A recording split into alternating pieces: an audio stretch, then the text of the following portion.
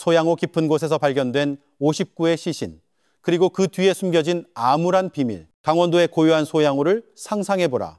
짙푸른 숲에 둘러싸인 맑은 물은 마치 평화 그 자체를 품고 있는 듯하다. 하지만 그 수면 아래 상상조차 할 수 없는 끔찍한 공포가 숨겨져 있을 줄 누가 알았을까?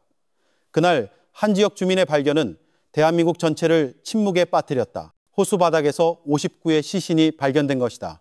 모두 한국인이었고 모두 흔적도 없이 사라졌던 이들이었다. 그리고 그 누구도 그들이 어떻게 그곳에서 마지막을 맞이했는지 알지 못했다. 이 호수 뒤편에서는 과연 무슨 일이 벌어졌던 것일까? 누가 그들의 흔적을 지우려 했으며 세상으로부터 어떤 비밀을 감추려 했던 것일까? 여러분, 이 이야기는 단순한 미스터리가 아니다. 심장을 뒤흔드는 현실이다. 그러니 단 한순간도 놓치지 마라. 끝까지 시청하라. 이 영상의 마지막에 다다르면 여러분은 때로는 진실이 우리가 상상하는 것보다 훨씬 더 어둡다는 것을 깨닫게 될 것이다. 좋아요 버튼을 누르고 여러분의 생각에 대한 댓글을 남겨주며 다음 실화 이야기를 위해 구독하는 것을 잊지 말라. 새벽빛이 강원도의 하늘을 막 물들이기 시작할 무렵, 옅은 물 한 개가 소양호의 고요한 수면 위에서 여전히 춤추고 있었다. 마치 떠나기 싫은 이불처럼 광활한 산자락을 감싸 안았다. 멀리서 들려오는 산새 소리가 새벽의 정적을 깨트렸고 박영감의 작은 목선은 조용히 물살을 갈랐다. 그 노인에게 매일 아침은 지난 30년간 단 한 번도 변하지 않은 일상이었다. 그물을 던지고 고기를 기다리고 자연과 대화하는 것. 하지만 그날 아침은 무언가 달랐다. 그가 던진 그물이 유난히 무겁게 느껴졌을 때 그의 심장이 뛰기 시작했다. 웬 놈이 이리도 무거운고? 그는 혼잣말을 하며 온 힘을 다해 그물을 끌어당겼다. 하지만 올라온 것은 물고기가 아니었다. 잿빛의 커다란 비닐자루가 그물에 걸려 있었고 이상한 냄새가 나는 흙탕물이 뚝뚝 떨어졌다. 호기심과 불안감이 뒤섞인 채 박영감은 끝이 찢어진 자루의 매듭을 풀었다. 그리고 그의 몸은 순간 그대로 굳어버렸다. 안에는 젊은 남자의 시신이 누워 있었다. 손과 발은 초록색 나일론 끈으로 묶여 있었고 얼굴은 창백했으며 두 눈은 굳게 감겨 있었다. 마치 다시는 깨어나지 못할 긴 잠에 빠진 듯했다. 박영감은 비틀거리며 몇 걸음 물러섰다. 손이 부들부들 떨렸다. 아이고 맙소사. 그는 나지막이 속삭이고는 서둘러 배에 노를 저어 호숫가로 향했다. 그리고 가장 가까운 국립공원 관리초소를 향해 미친 듯이 달렸다. 이 소식이 춘천경찰서의 젊은 경감 이진우의 귀에 들어갔을 때 그는 즉시 팀에게 호수 주변을 통제하라고 명령했다. 1시간 만에 평소 어부들과 관광객들로 붐비던 수변 지역은 긴장감 넘치는 수사 현장으로 변했다. 강원경찰청 소속 잠수팀이 정오쯤 도착했다. 소양호의 물은 깊고 어두웠다. 잠수부들이 수면 위로 올라올 때마다 그들의 얼굴은 이전보다 더 창백해 보였다. 하나씩 박영감이 발견했던 것과 유사한 자루들이 육지로 인양되었다. 각 자루에는 한 구의 시신이 들어있었고 모두 같은 방식으로 묶여 있었으며 단 하나의 신분증도 발견되지 않았다. 해질녘이 되자 50개의 자루가 호숫가에 나란히 놓였다. 서늘한 저녁 바람이 불어와 진흙 냄새와 죽음의 냄새를 섞어 날랐다. 경찰관들은 말없이 서 있었다. 그 누구도 입을 열지 않았다. 그저 그물에서 떨어지는 물방울 소리와 나무 사이를 스치는 바람 소리만이 들릴 뿐이었다. 자연의 소리가 갑자기 비통한 울음처럼 느껴졌다. 모두 동일한 상태입니다. 팀원 중 한 명이 보고했다. 저항의 흔적은 없습니다. 마치 제물로 바쳐진 것 같습니다. 이진우 경감은 자루들의 행렬을 응시했다. 그의 눈빛은 무거웠다. 마음속으로 그는 이것이 보통 사건이 아님을 직감했다. 국과수 본원에 연락해. 그의 목소리는 짧고 단호했다. 밤이 되기 전에 완전한 법의학팀이 여기 도착해야 해. 밤이 깊어지자 탐조등 불빛이 호숫가 지역을 환하게 비췄다. 안개가 짙어지기 시작했고 고요한 수면에 희미한 그림자를 만들어냈다. 막 도착한 국립과학수사연구원의 법의관 한서연 박사가 첫 번째 자루 중 하나를 검사했다. 피해자 연령은 25세에서 35세 사이, 남성. 머리와 가슴에 타박상이 있지만 주된 사인은 익사입니다. 이진우가 천천히 고개를 끄덕였다. 살해된 후 호수에 버려진 거군요. 한 박사는 잠시 말을 멈추더니 피해자의 주머니에서 꺼낸 무언가를 보여주었다. 빵 봉지처럼 얇은 투명 비닐 조각이었다. 그 위에는 희미하게 황금 가마솥, 태백이라는 글씨가 쓰여 있었다. 사소해 보이는 글씨였지만 이진우에게는 그것이 마치 깊은 곳에서 자신을 부르는 목소리처럼 들렸다. 그는 안개 너머 어두컴컴한 호수를 바라보았다. 저 고유한 물은 아마도 더 많은 비밀을 숨기고 있을 터였다. 그는 오늘 밤이 거대한 무언가의 시작이라는 것을 알았다. 춘천뿐만 아니라 나라 전체를 뒤흔들 무언가의 시작. 멀리서 마을 이장인 듯한 한 노인이 나무지팡이를 짚고 물가에 서서 탐조등 불빛 쪽을 바라보고 있었다. 이 호수는 신성한 곳이야. 그가 나지막이 말했다. 인간들이 숲을 존중하는 법을 잊어버려서 신들이 노한 게지. 이진우는 그 말을 들었지만 대답하지 않았다. 그의 임무는 신들을 달래는 것이 아니라 이제는 침묵하는 50명의 목숨 뒤에 숨겨진 진실을 찾는 것이었다. 하지만 왠지 모르게 마음 한구석에서는 마치 그 호수가 아직 끝나지 않은 저주를 품은 채 자신을 되돌아보고 있는 듯한 기분이 들었다. 소양 호숫가에서의 첫날 밤은 길고 무거웠다.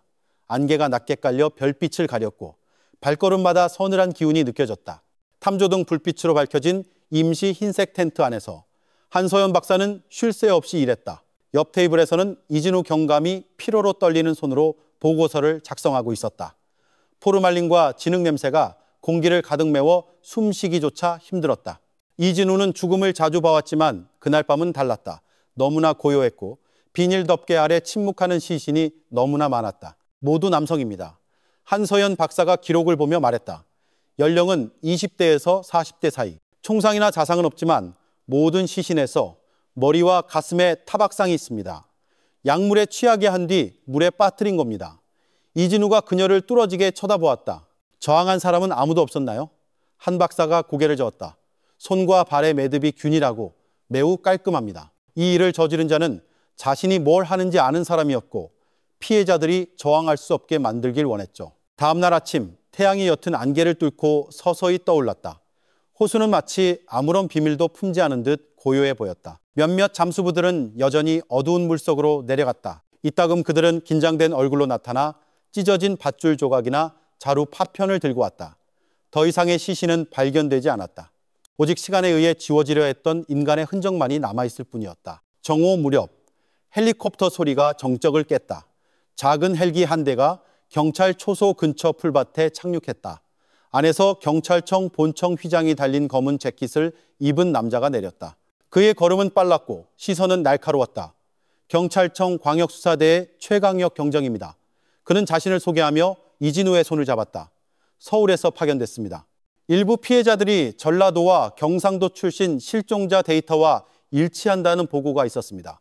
이진우가 천천히 고개를 끄덕였다. 소양호에 오신 걸 환영합니다. 최 경정님, 서울에서 답을 가져오셨길 바랍니다. 그날 오후 그들은 서류 더미에 둘러싸인 텐트 아래에 앉았다. 최강혁은 삼엄하게 지켜지는 자루들의 행렬을 바라보았다. 50명 모두 신원미상. 그는 나지막이 중얼거렸다. 만약 이것이 불법 취업 이주와 관련이 있다면 우리는 단순한 살인사건보다 훨씬 더 큰 무언가를 보고 있는 겁니다. 그는 노트북을 켜고 위성 네트워크에 연결한 뒤 행정안전부와 고용노동부의 데이터에 접근하기 시작했다. 몇 시간 후 노트북 화면에 검색 결과가 표시되었다. 최강혁은 입을 열기 전에 길게 숨을 내쉬었다. 첫 16명의 신원이 확인됐습니다. 대부분 전라남도 출신입니다. 완도, 해남, 진도, 경상남도와 충청북도 출신도 있습니다. 모두 최근 2달 안에 실종 신고된 이들입니다. 이진우는 그 화면을 오랫동안 응시했다. 서로 아는 사이였을까요? 아니요. 최강혁이 대답했다. 하지만 그들 모두 단 하나의 회사를 통해 일자리를 신청했습니다. 글로벌 미래자원이라는 유령 회사입니다. 어디에도 등록되어 있지 않죠. 한편 호수 반대편에서 낡은 오토바이 소리가 가까워졌다. 젊은 여성이 카메라와 작은 가방을 메고 내렸다. 강원일보의 김민서 기자입니다. 그녀는 기자증을 보여주며 말했다. 이진우는 경계심 가득한 얼굴로 그녀를 바라보았다. 여기는 통제 구역입니다. 김민서가 정중하게 고개를 숙였다. 저는 단지 그들이 누구인지 알고 싶을 뿐입니다. 경감님. 때로는 뉴스가 범인에 관한 것이 아니라 더 이상 말할 수 없는 사람들에 관한 것이니까요. 이진우는 잠시 침묵하다가 그녀가 신원 확인 과정을 기록하는 것을 돕도록 허락했다. 밤이 빠르게 찾아왔다. 탐조등 불빛 아래 법의학팀은 여전히 작업 중이었다. 한서연 박사는 17번 시신낭을 검사하다가 전자금융 이체 영수증 한 장을 발견했다. 금액은 500만 원. 수취인 이름은 황또태수였다. 그녀는 그 종이를 최강혁에게 건넸다. 이 이름 몇 번 등장했습니다. 그가 말했다. 최강혁은 재빨리 읽었다. 그의 얼굴이 심각하게 변했다. 황태수. 그가 나지막이 말했다. 흑표 핵박다라는 별명으로 불리는 오랜 수배범. 정선지역 불법 금광의 전 경호대장이었죠. 작년에 경찰 특공대 작전 이후로 사라졌습니다. 이진우가 다가왔다. 그의 소행이라고 생각하십니까? 최강혁이 그를 바라보았다. 만약 그렇다면 우리는 단순한 살인사건과 마주한 게 아닙니다.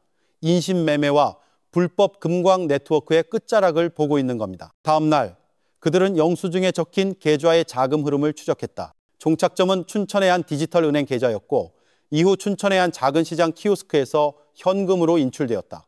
거기서부터 돈은 작은 트럭에 실려 내륙 깊숙한 곳으로 불법 광산의 소굴로 알려진 정선 방향의 깊은 산골짜기로 들어갔다. 이진우는 책상 위에 커다란 지도에 표시했다. 이쪽으로 갈수록 숲속으로 더 깊이 들어갑니다. 최강혁은 지도의 붉은 선들을 응시했다. 그리고 흑표에게 더 가까워지는 거죠. 김민서 기자는 멀리서 진척 상황을 계속 따라갔다. 그녀는 매일 밤 전화로 인터뷰한 피해자 가족들에 대한 개인적인 기록을 남겼다. 그중 한 명은 3개월 전 아들을 잃은 완도 출신의 한 어머니였다. 우리 아들이 강원도에서 일한다고 했어요. 월급이 엄청 크다고. 2년만 일하고 돌아와서 집 짓겠다고 했는데 어머니는 떨리는 목소리로 말했다. 김민서는 수첩을 덮었다. 그녀의 눈에 눈물이 고였다. 경찰 초소 텐트 안에서 이진우는 달빛 아래 반짝이는 호수를 바라보며 서 있었다. 그는 수면 위의 모든 작은 물결이 그 아래 가라앉은 이들의 마지막 숨결과 같다는 것을 알았다. 그는 마을이장에게서 받은 나무 지팡이가 책상 위에 놓여 있는 것을 보았다. 조각은 소박했지만 왠지 모르게 마음에 평화를 주었다. 밤은 더욱 깊어졌다. 최강혁이 새로운 보고서를 들고 다가왔다. 50명의 피해자 중 총 48명이 같은 세계에도 출신입니다. 모두 5월과 6월 사이에 글로벌 미래자원과 협력한다고 주장하는 온라인 에이전트를 통해 떠났습니다. 이진우는 조용히 듣다가 나지막이 말했다. 그렇다면 나머지 2명의 피해자는? 최강혁이 그를 바라보았다. 아직 신원이 확인되지 않았습니다. 하지만 저는 그들도 같은 집단의 일부라고 확신합니다. 귀뚜라미 소리가 텐트 밖에서 울려 퍼졌다. 축축한 바람이 젖은 흙과 야생화 향기를 실어왔다. 이진우는 피해자들의 사진이 담긴 파일을 덮고 최강혁을 바라보았다. 다른 희생자가 나오기 전에, 그리고 그들이 증거를 더 없애기 전에 근원지를 찾아야 합니다. 최강혁이 고개를 끄덕였다. 내일 춘천으로 갑시다. 그 유령 회사 뒤에 누가 있는지 추적해야 합니다. 만약 황태수가 주도한 게 맞다면 그의 광산은 정선 숲속에서 아직도 운영 중일 겁니다. 잠들기 전 이진우는 마지막으로 호수를 바라보았다. 그날 밤 안개가 다시 수면 위로 피어올라 달빛을 가렸다. 그는 깊은 숨을 내쉬고는 나지막이 속삭였다. 50명의 영혼, 그들이 헛되이 가라앉지 않도록 내가 반드시 밝혀내겠어. 소양호에서의 긴 밤이 지나고 춘천의 아침은 다르게 느껴졌다. 이진우 경감과 최강혁 경정은 경찰차를 타고 시내로 향했다. 먼지 나는 강원도의 국도를 따라 양옆으로는 끝없이 펼쳐진 숲과 밭이 이어졌다.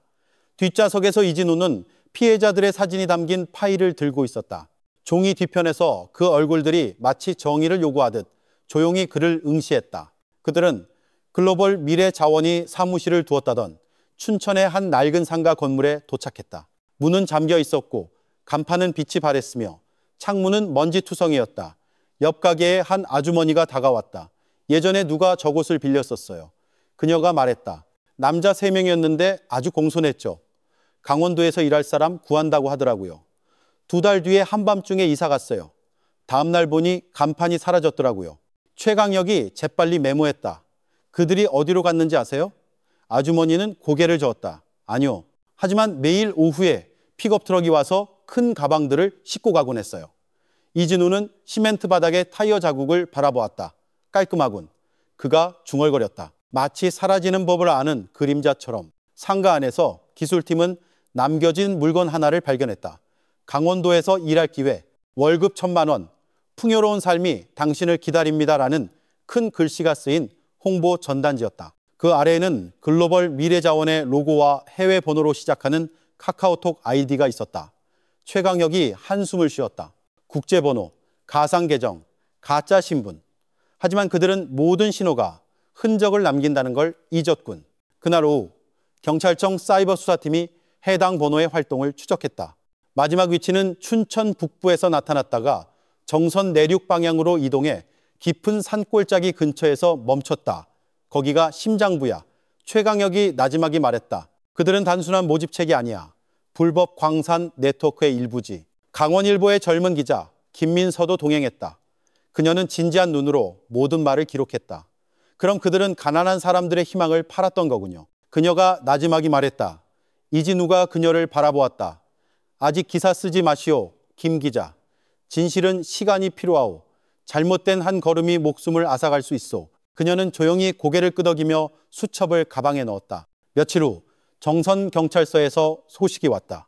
한 남자가 자수했다는 것이었다. 그의 몸은 바싹 말랐고 피부는 햇볕에 검게 탔으며 심한 기침을 했다. 그는 흑표 황태수라는 자가 소유한 불법 금광에서 일했다고 자백했다. 작은 취조실에서 그는 떨리는 손으로 앉아 있었다. 저는 그냥 일반 광산에서 일하는 줄 알았어요. 그가 말했다. 알고 보니 그곳은 지옥이었습니다. 사람들은 밤에 끌려와서는 다시는 나가지 못했어요. 이진우가 그를 뚫어지게 쳐다보았다. 그곳에 사람이 몇 명이나 있었소? 그는 길게 숨을 내쉬었다. 50명 이상이요. 모두 전라도, 경상도, 충청도에서 왔어요. 공장에서 일하게 해준다고 약속받았지만 땅 파는 노예가 됐죠. 지치면 맞았고 아프면 죽게 내버려뒀어요. 최강혁이 피해자 사진 중 하나를 꺼내들었다. 이 중에 아는 사람이 있소? 그는 오랫동안 사진을 들여다보다가 7번 피해자 사진을 가리켰다. 준영이요, 착한 젊은이였는데 언젠가 광산이 무너지고 나면 도망칠 거라고 말했었어요. 그날 밤 준영이가 사라졌어요. 우리는 트럭 오는 소리를 들었고 그들이 이름을 하나씩 부르는 소리를 들었어요. 그리고는 고요해졌죠. 그날 밤 이후로 아무도 돌아오지 않았어요. 그는 고개를 숙였다. 그의 목소리가 떨렸다. 지금도 꿈에서 그들이 부르는 소리가 들려요. 최강경과 이진우는 서로를 바라보았다. 이진우는 파일을 열어 그 이름을 찾았다. 박준영, 아직 발견되지 않은 이들 중 한 명이었다. 최강혁이 천천히 일어섰다. 그렇다면 그는 아직 살아있을지도 모르겠군. 그는 종이 한 장을 꺼내 간단한 지도를 그리기 시작했다. 잉크선들은 작은 강, 흙길, 그리고 X 표시가 된 한 지점을 그렸다. 거기가 그들이 금을 씻는 곳입니다. 그가 말했다. 그 뒤에는 분화구처럼 큰 구덩이가 있어요. 거기가 흑표의 본거지입니다. 최강혁은 턱을 굳힌 채 그 종이를 바라보았다. 당신은 방금 우리에게 악마의 소굴로 가는 길을 알려준 거요. 그는 눈물을 글썽이며 고개를 숙였다. 저는 단지 죄를 갚고 싶을 뿐입니다. 경정님, 우리 중 많은 이들이 집으로 돌아갈 기회조차 없었습니다. 그날 밤 정선의 작은 파출소에서 이진우와 최강혁은 나무 책상 위에 커다란 지도를 펼쳤다. 석유 램프가 밤바람에 흔들렸다. 빨리 움직여야 해. 최강혁이 말했다. 만약 황태수가 정말 거기 있다면 가만히 있지 않을 거요.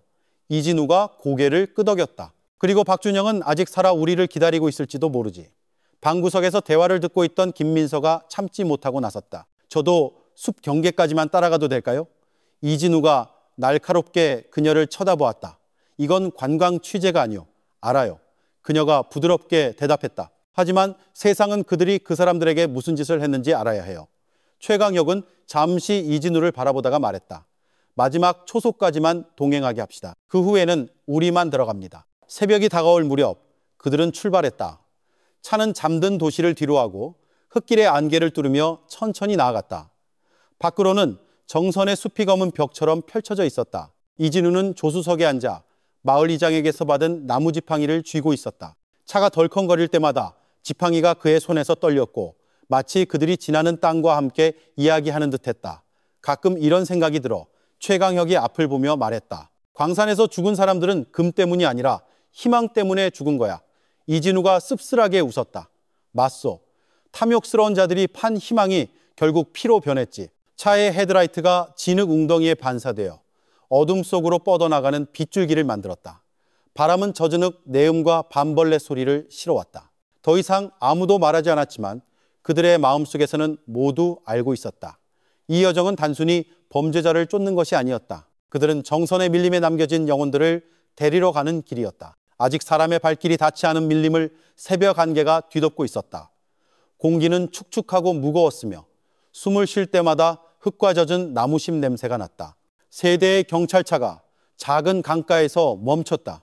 앞에 흙길은 너무 좁고 나무 뿌리로 가득 차 차가 더 이상 나아갈 수 없었다. 이진우가 먼저 내려 주위를 살폈다. 여기서부터 걸어갑시다. 그가 나지막이 말했다. 최강혁은 전날 밤 제보자가 그려준 지도를 보았다. 이 방향이 맞다면 본거지는 여기서 약 8km 떨어져 있어. 그는 앞에 서 있는 거대한 나무들의 행렬을 바라보다가 깊은 숨을 내쉬었다. 이 숲은 사람을 삼키는데 오랜 시간이 걸리지 않지. 그들은 걷기 시작했다. 발걸음마다 이끼 낀 땅 위에서 부드러운 소리가 났다. 멀리서 희미하게 새소리가 들려왔다. 김민서 기자는 진지한 얼굴로 뒤따랐다. 카메라는 목에 걸려 있었지만 아직 켜지 않았다. 그녀는 기록하는 것이 아니라 기억하고 싶었다. 물과 수첩이 든 그녀의 가방이 어깨 위에서 무거워 보였다. 이진우는 이따금 뒤를 돌아보며 그녀가 안전한지 확인했다. 정오 무렵 그들은 축축한 평지에 도착했다. 그곳의 땅은 짙은 진흙으로 변해 있었다. 사람의 활동 흔적이 희미하게 남아 있었다. 신발 자국, 나무 조각, 그리고 공기 중에 아직 남아있는 경유 냄새. 그들이 여기 있었어. 최강혁이 쭈그려 앉아 땅을 만지며 말했다. 오래되지 않았어. 아마 일주일 전쯤. 이진우가 손을 들어 멈추라는 신호를 보냈다. 대나무 숲 뒤에서 나무십 위를 가볍게 걷는 듯한 희미한 바스락거리는 소리가 들렸다. 모두가 숨을 죽였다. 이진우는 권총을 꺼냈지만 겨누지는 않고 그저 기다렸다. 덤불 뒤에서 젊은 남자 한 명이 나타났다. 옷은 누더기였고 얼굴은 흙먼지로 뒤덮여 있었다. 그의 눈은 덫에서 막 풀려난 짐승처럼 야생적이었다. 쏘지 마세요. 그가 어색한 한국말로 소리쳤다. 저는 적이 아니에요. 이진우가 천천히 다가갔다. 당신은 누구요? 남자는 무릎을 꿇고 울기 시작했다. 제 이름은 박준영입니다. 전라도 완도에서 왔어요. 제발 집에 가고 싶어요. 모두가 얼어붙었다. 최강혁이 즉시 다가가 그가 들고 있던 물병에서 물을 주었다. 박준영은 떨리는 손으로 물을 마셨다. 그의 얼굴은 창백했고 눈은 퀭했으며 몸은 오래된 상처로 가득했다. 모두 죽은 줄 알았어요. 그는 거의 들리지 않는 목소리로 말했다. 도망친 건 저뿐이에요. 그들은 그를 강가로 데려가 작은 임시 텐트를 쳤다. 동행했던 국가수 법의관 한서연 박사가 즉시 그의 상태를 살폈다. 심한 탈수 상태지만 아직 강합니다. 그녀가 말했다. 그에게 시간을 주세요. 오후 비가 부슬부슬 내리기 시작할 때 박준영은 이야기하기 시작했다. 그의 목소리는 나지막했지만 모든 단어는 오래된 상처를 여는 칼날 같았다. 석 달 전 저와 50명의 다른 사람들은 밤에 국경을 넘어 끌려왔습니다. 그가 말했다. 우리는 목재 가공 공장에서 일하게 될 거라고 약속받았어요. 하지만 숲속으로 들어간 후 모든 것이 변했습니다. 우리는 땅을 파고 수은으로 모래를 씻도록 강요당했어요. 느리면 맞았고 아프면 그냥 내버려뒀죠. 무장한 경비원들이 있었고 이 숲은 너무 깊어서 도망칠 수 없었습니다. 김민서는 수첩에 빠르게 받아 적었다. 그녀의 눈물이 무심코 흘러내렸다. 박준영은 흐르는 강물을 멀리 바라보았다. 어느 날 밤 광산이 무너져 3명이 묻혔습니다. 우리는 경찰이 곧 올 거라는 걸 알았죠. 그러자 얼굴에 긴 흉터가 있는 그들의 리더가 엄청나게 화를 냈습니다. 그는 아무도 살아서는 안 된다고 말했어요. 그날 밤 그들은 음식에 약을 탔습니다. 친구들은 하나씩 쓰러졌어요. 저는 먹기 전에 토해서 정신이 있었죠. 그들이 그 몸들을 옮기기 시작했을 때 이진우는 턱을 굳힌 채 고개를 숙여들었다. 직접 본 건가? 박준영은 눈물을 흘리며 고개를 끄덕였다. 그들은 자루에 담겨 트럭으로 옮겨졌습니다. 그리고 큰 물소리가 들렸어요. 그들은 호수에 버려졌습니다. 그는 오랫동안 침묵했다. 저는 트럭이 방향을 틀 때 뛰어내려 덤불 속으로 몸을 던졌습니다. 며칠을 걸었는지 몰라요. 그냥 계속 걷다가 군부대 초소에서 사람 소리를 들었습니다. 마음속으로 이진우는 마치 숲 자체가 한 생명이 마침내 어둠에서 돌아온 것에 안도의 한숨을 쉬는 것처럼 느꼈다. 최강혁이 이진우를 바라보았다. 그렇다면 제보자의 이야기는 모두 사실이었고 황태수는 정말 아직 살아있군. 이진우는 잠시 눈을 감았다. 이제 우리는 살아있는 증인을 확보했어. 황금 가마솥에서 무슨 일이 일어났는지 알게 됐지. 박준영은 거의 속삭이는 목소리로 말을 이었다. 아직 그곳에 사람들이 남아있어요, 경감님. 약 20명 정도.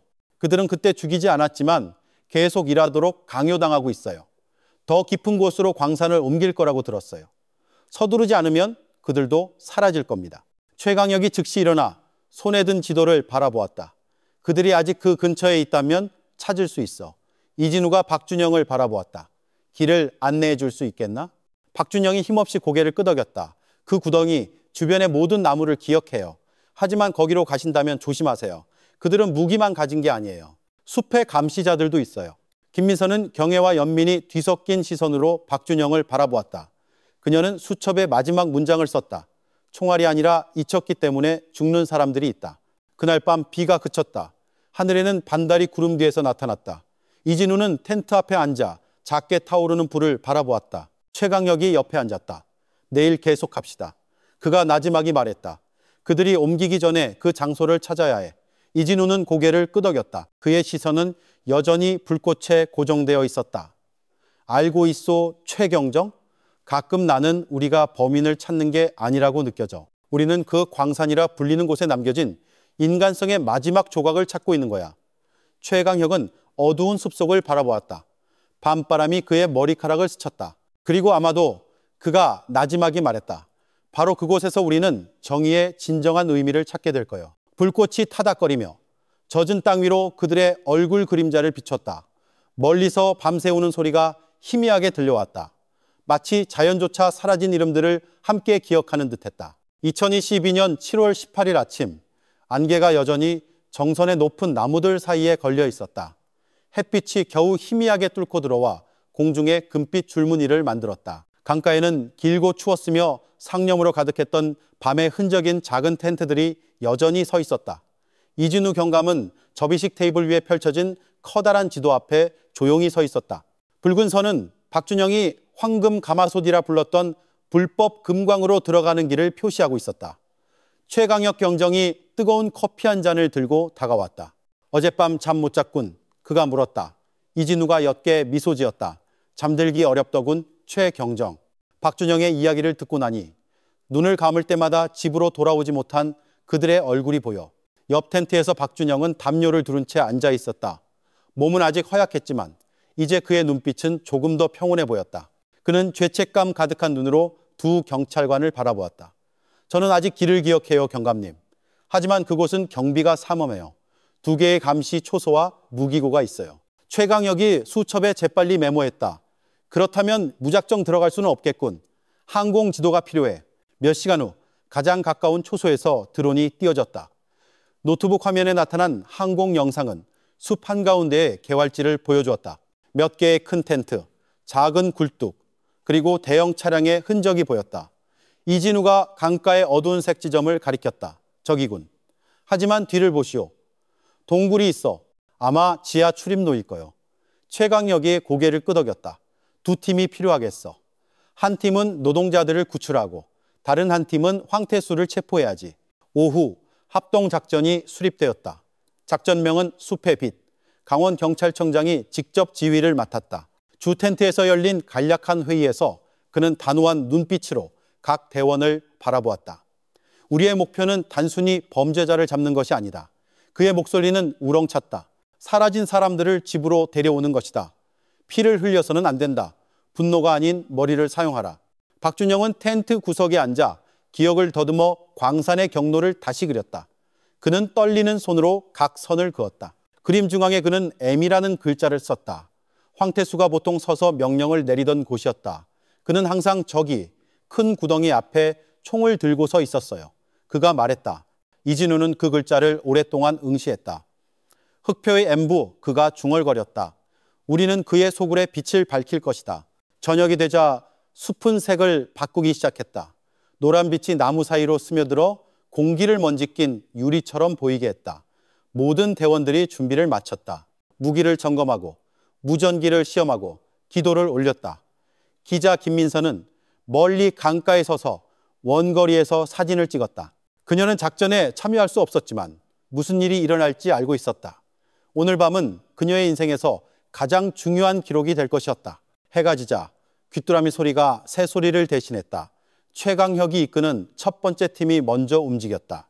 그들은 희미한 조명을 들고 숲의 어무 아래 천천히 이동했다. 이진우가 지휘하는 두 번째 팀은 강가 길목에서 모든 탈출 가능성을 차단할 준비를 하며 기다렸다. 시간이 촉박해 최강혁이 무전으로 속삭였다. 만약 정말 20명이 저 안에 있다면 새벽이 오기 전에 그들을 안전하게 구출해야 해. 숲은 숨을 참는 듯했다. 멀리서 광산의 작은 불빛이 반딧불이처럼 보였다. 디젤 엔진 소리가 희미하게 들려왔다. 최강혁이 멈추라는 신호를 보냈다. 이제 그들은 경비원들의 대화를 들을 수 있을 만큼 가까워졌다.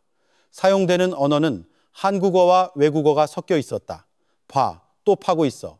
대원 중 한 명이 속삭였다. 밤이 깊었는데도 말이야. 최강혁이 야간 투시경으로 엿보았다. 횃불 사이로 허리에 밧줄이 묶인 채 일하는 몇몇 마른 남자들이 보였다. 도망치지 못하게 하기 위함이었다. 저들이야. 그가 중얼거렸다. 더 이상 기다릴 수 없어. 한편 강가 초소에서 이진우는 손목시계를 보았다. 시간은 23시 47분을 가리켰다. 그는 무전기 버튼을 눌렀다. 그의 목소리는 차분했지만 단호했다. 이 팀 준비 완료. 첫 번째 빛은 5분 안에 켜진다. 신호는 합의되었다. 한 번의 흰색 신호는 구출 시작을, 두 번의 붉은 신호는 위험을 의미했다. 정확히 자정, 흰색 신호가 숲의 하늘을 갈랐다. 최강혁과 그의 팀은 소리 없이 빠르게 움직였다. 그들은 대나무 막루의 첫 번째 경비원을 마취총으로 무력화시켰다. 다른 두 명도 소리 없이 제압했다. 묶여있던 노동자들은 눈을 동그랗게 뜨고 그들이 본 것을 믿을 수 없다는 듯 바라보았다. 대한민국 경찰입니다. 이제 안전합니다. 최강혁이 한 노인의 손에 묶인 밧줄을 풀며 속삭였다. 어둠 속에서 울음이 터져나왔다.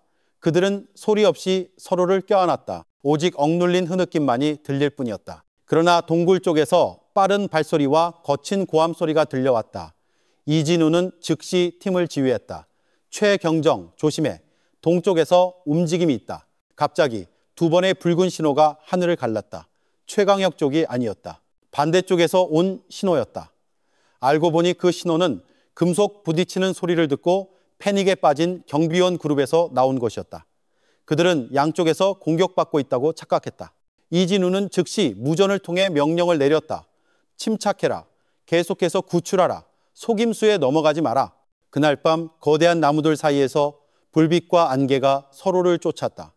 발소리, 속삭임, 심장 박동 소리가 하나로 합쳐져 긴장된 리듬을 만들었다. 하지만 그 모든 것 속에는 다른 무언가가 있었다. 단순한 전투가 아니라 희망이었다. 한때 꺼졌던 빛을 다시 밝히려는 희망.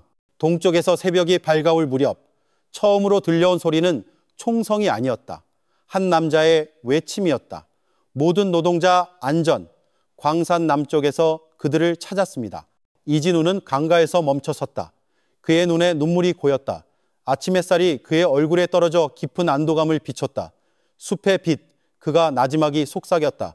드디어 정말로 밝혀졌구나. 그러나 그 아침 햇살 속에서 그는 흑표의 그림자가 아직 완전히 사라지지 않았음을 알았다. 정선에 밀림 어딘가에서 그 형체는 분명히 아직 움직이며 돌아올 때를 기다리고 있을 터였다.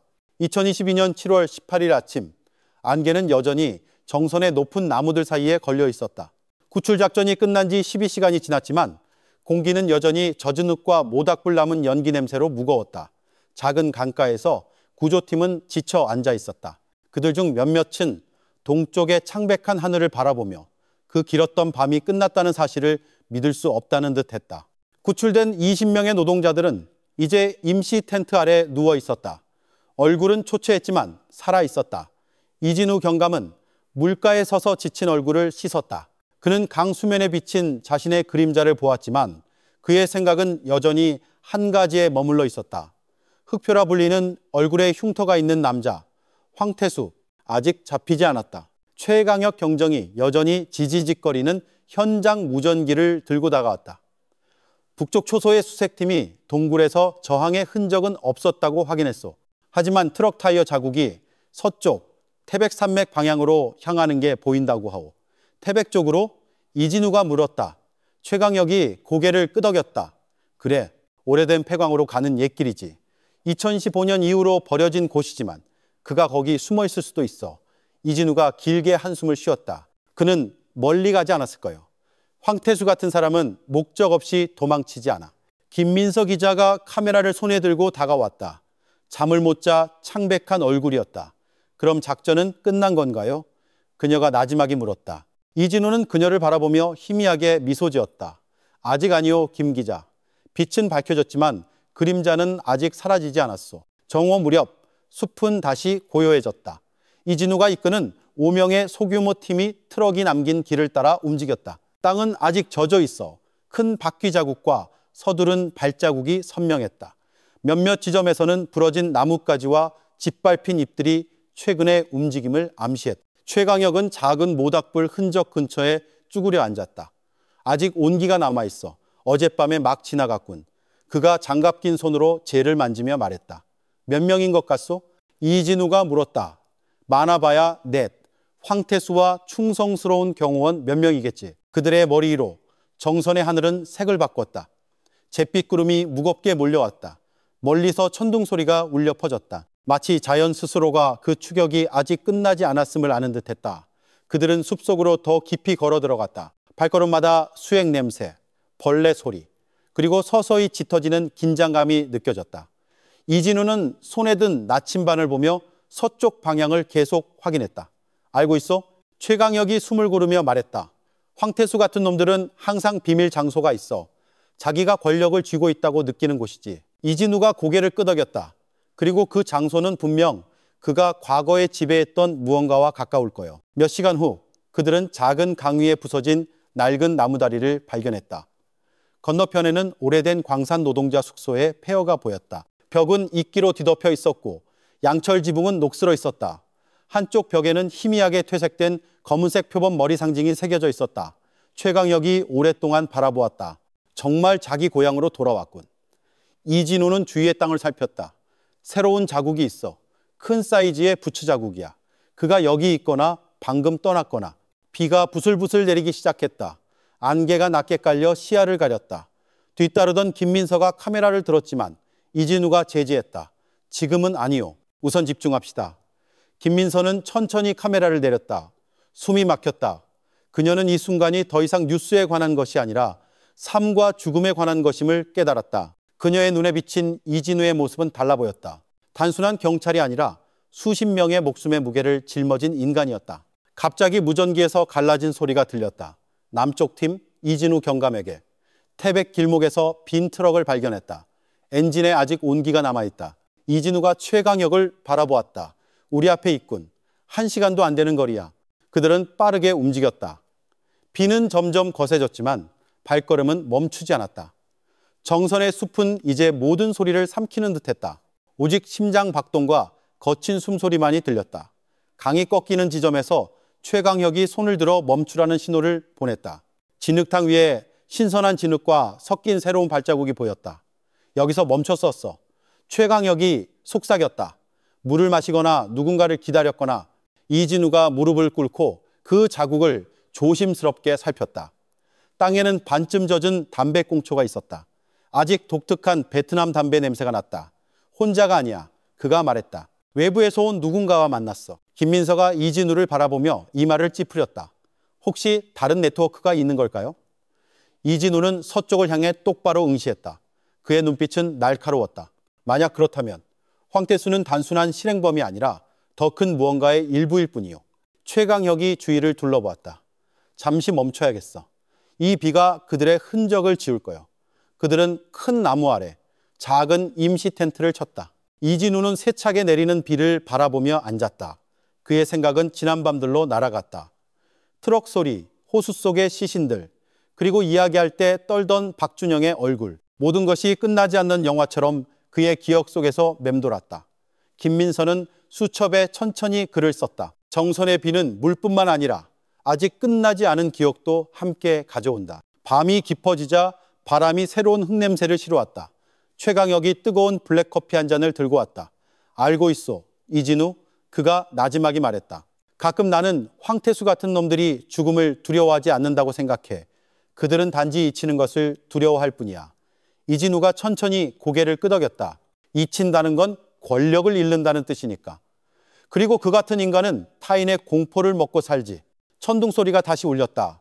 그들 위 하늘을 순간적으로 밝혔다. 그 빛의 번쩍임 속에서 이진우는 멀리서 무언가를 보았다. 바위 절벽 쪽에서 금속이 반사되는 빛이었다. 그는 재빨리 일어나 야간 투시경을 들었다. 빽빽한 나무심 너머로 큰 배낭과 긴 총을 어깨에 맨 형체가 움직이는 것이 보였다. 최경정, 그가 나지막이 외쳤다. 그를 봤어. 북서쪽 절벽이야. 최강혁이 다가가 엿보았다. 맙소사, 저놈이야. 뺨의 흉터와 저 눈빛, 틀림없어. 황태수. 흑표 황태수는 안개를 뚫고 빠르게 걷고 있었다. 몸은 약간 절뚝거렸지만 걸음은 단호했다. 그는 마치 감시당하고 있다는 것을 알기라도 하듯 강 쪽을 흘끗 돌아보았다. 그리고 바위 절벽 뒤로 사라졌다. 이진우는 투시경을 내렸다. 숨은 가빴지만 규칙적이었다. 그는 아직 살아있어. 그가 나지막이 말했다. 그리고 이번에는 숨는 게 아니야. 우리를 유인하고 있어. 최강우는 이진우를 그리고 어두워지기 시작하는 하늘을 바라보았다. 아마 오늘 밤 우리는 이 이야기의 끝을 맞이하게 될 거요. 이진우는 잠시 눈을 감았다가 무전기를 열었다. 모든 부대 준비하라. 목표물 북서쪽 섹터에서 확인. 다시는 놓치지 마라. 마음속에서 다른 목소리가 속삭였다. 이것은 더 이상 한 명의 범죄자를 쫓는 것이 아니다. 사라진 모든 영혼의 빚을 갚는 것이다. 천둥 소리가 이전보다 더 가까이서 다시 한번 울렸다.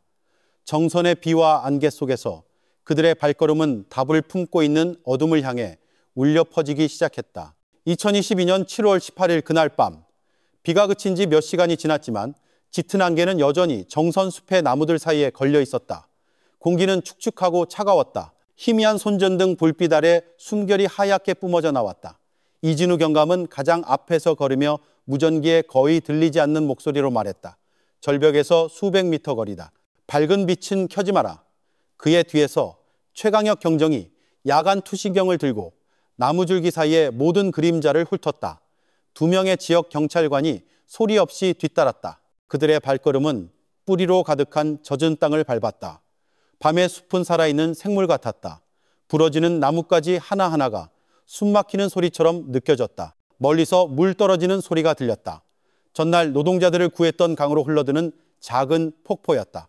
이진우는 잠시 멈춰 쭈그려 앉아 땅에 진흙 자국을 가리켰다. 이리로 지나갔어. 그가 속삭였다. 아직 신선해. 최강혁이 땅을 만지며 고개를 끄덕였다. 절벽 쪽으로. 위에서 강을 보고 싶었군. 이진우는 손목 시계를 보았다. 자정이 지났다. 그는 안개에 휩싸인 바위 절벽을 바라보았다. 만약 그가 정말 저 위에 있다면 그는 기다리고 있는 것이다. 등반은 힘들고 미끄러웠다. 뿌리는 뱀처럼 뻗어 있었고 바위는 젖고 이끼가 껴 있었다. 하지만 그들은 계속해서 올랐다. 한 걸음 또 한 걸음. 오직 숨소리와 심장 박동 소리만이 그들을 동반했다. 거의 20분이 지난 후 그들은 바람이 불어와 금속과 젖은 흙냄새를 실어 나르는 좁은 절벽 꼭대기에 도착했다. 그곳에 한 남자가 서 있었다. 바위 가장자리에 꼿꼿이 서서 창백한 달빛에 비친 계곡을 내려다보고 있었다. 몸은 다부졌고 어깨는 넓었으며 뺨에는 긴 흉터가 가로질러 있었다. 흑표 황태수였다. 이진우는 천천히 총을 내렸다. 황태수. 그의 목소리는 차분했다. 게임은 끝났다. 투항해라. 황태수는 돌아보지 않았다. 그는 나지막이 웃었다. 그의 갈라진 목소리가 안개 사이로 울려 퍼졌다. 끝났다고? 아니, 경찰 양반. 이건 더 큰 무언가의 시작일 뿐이야. 그는 천천히 돌아섰다. 눈빛은 날카로웠지만 지쳐 있었다. 내가 단지 살인마라고 생각하나? 난 그저 내 존재를 거부하는 세상에서 살아남는 법을 배운 사람일 뿐이야. 최강혁이 총을 살짝 들어올렸다. 움직이지 마, 황태수. 더 이상의 희생자는 원치 않아. 황태수가 비웃었다. 희생자? 이 세상은 희생자로 만들어졌어. 난 그 긴 사슬의 작은 일부일 뿐이지. 이진우가 한 걸음 더 다가갔다. 이 모든 것 뒤에 누가 있나? 황태수? 누가 너에게 명령을 내렸지? 황태수는 그를 오랫동안 바라보다가 나지막이 말했다. 무대 뒤에 누군가가 있지. 손에 피 한 방울 묻히지 않지만 그의 명령 때문에 피가 흐르는 사람. 그 사람은 도시에만 있는 게 아니야. 그는 살짝 고개를 숙였다. 그의 목소리가 속삭임처럼 낮아졌다. 그는 너희들과도 가까워. 최강혁이 이진우를 바라보며 이마를 찌푸렸다. 우리와 가깝다고? 누굴 말하는 거지? 황태수는 그저였게 미소 지었다. 너희가 충분히 용감하다면 알게 될 거야. 바위 가장자리에서 작은 균열 소리가 들렸다. 황태수의 발밑땅이 무너져 내렸지만 그는 마치 상관없다는 듯이 태어냈다. 알고 있나, 이진우? 그가 말했다. 난 괴물로 태어나지 않았어. 세상이 나에게 선택을 강요했기 때문에 이렇게 된 거야. 살거나 사라지거나. 이진우가 천천히 고개를 끄덕였다. 상실의 고통을 안다, 황태수. 하지만 네가 선택한 길은 다른 사람들의 상처를 더 깊게 만들었어. 황태수가 씁쓸하게 웃었다. 상처? 이 세상은 누가 먼저 피를 흘렸는지 결코 신경 쓰지 않아. 그는 배낭을 열어 낡은 사진 한 장을 꺼내 땅에 던졌다. 저걸 봐. 모든 것의 시작이야. 이진우가 그 사진을 주었다. 사진 속에는 한 어린 소년이 광산 움막 앞에서 서 있었다. 옆에는 얼굴에 상처 가득한 그의 어머니가 있었다. 뒷면의 글씨는 희미했다. 태백 금성광산 2008년. 이진우는 그것을 오랫동안 응시했다. 이 광산에서 가족을 잃었군. 황태수가 고개를 끄덕였다. 어머니는 묻혔고 아버지는 실종됐지. 그들은 사고라고 했지만 난 그게 탐욕이었다는 걸 알아. 최강혁이 나지막이 말했다. 비극이지만 살인의 이유는 될 수 없어. 황태수가 멍하니 바라보았다. 틀렸어. 이 세상에서는 때로는 죽이는 것이 누군가가 네 말을 듣게 하는 유일한 방법이야. 침묵이 공중에 내려앉았다. 오직 밤바람과 저 아래 물소리만이 들릴 뿐이었다. 이진우가 천천히 앞으로 나아가 황태수의 눈을 똑바로 바라보았다. 항상 다른 선택이 있다. 황태수, 네가 아직 살아있다면 모든 것을 되돌릴 수 있어. 황태수가 길게 한숨을 쉬었다. 살아있다, 라. 그가 거의 속삭이듯 말했다. 난 너무 오랫동안 그림자로 살아왔어. 그리고 그림자가 사라질 수 있는 유일한 방법은 어둠 속으로 가라앉는 거야. 누구도 반응하기 전에 황태수는 총을 떨어뜨리고 절벽 가장자리로 뒷걸음질 쳤다. 그는 마지막으로 하늘을 바라보고 옅게 미소 지은 뒤 그의 몸을 삼키는 하얀 안개 뒤로 소리 없이 사라졌다. 최강혁이 가장자리로 달려가 손전등을 비췄다. 떨어졌어. 그의 목소리가 떨렸다. 이진우는 이제 안개만 가득한 시면을 바라보며 굳어 서 있었다. 아니, 그가 나지막이 말했다. 그는 자신의 길을 선택한 거야. 몇 초간의 침묵 후 바람이 젖은 흙냄새와 물 떨어지는 소리를 실어왔다. 이진우는 고개를 숙여 땅에 젖은 사진을 다시 집어들었다. 오랫동안 바라보다가 주머니에 넣었다. 모든 그림자는 빛에서 비롯되지. 그가 나지막이 말했다. 그리고 아마 그 빛을 찾기 위해선 우리는 그림자를 통과해야만 하는 걸지도 몰라. 최강혁이 그를 바라보았다. 그의 눈은 이슬에 젖어 있었다. 여기서 끝날 거라고 생각하나? 이진우는 계곡을 멀리 바라보았다. 아니, 이건 시작일 뿐이야. 황태수의 그림자는 사라졌지만 그 그림자를 만든 자는 아직 저 밖에 있어. 하늘에서 안개가 서서히 걷혔다. 구름 뒤에서 달이 나타나 이제는 고요해진 바위 절벽을 비췄다. 아래 폭포 소리는 어둠 속에서 길을 잃었던 이들을 위한 기도처럼 부드럽게 들렸다. 그날 아침 정선의 수반개는 완전히 거치지 않았지만 태양이 나무 사이로 옅게 스며들기 시작했다. 이진우 경감은 절벽 가장자리에 서 있었다. 이틀 밤을 새운 그의 눈은 붉었지만 그의 결의는 강철처럼 차가웠다. 그의 손에는 이슬에 마른 황태수의 낡은 사진이 들려 있었다. 옆에서 최강혁 경정은 말없이 서 있었다. 그의 허리에 찬 무전기 소리가 정적을 깼다. 구조팀 10분 내로 도착합니다.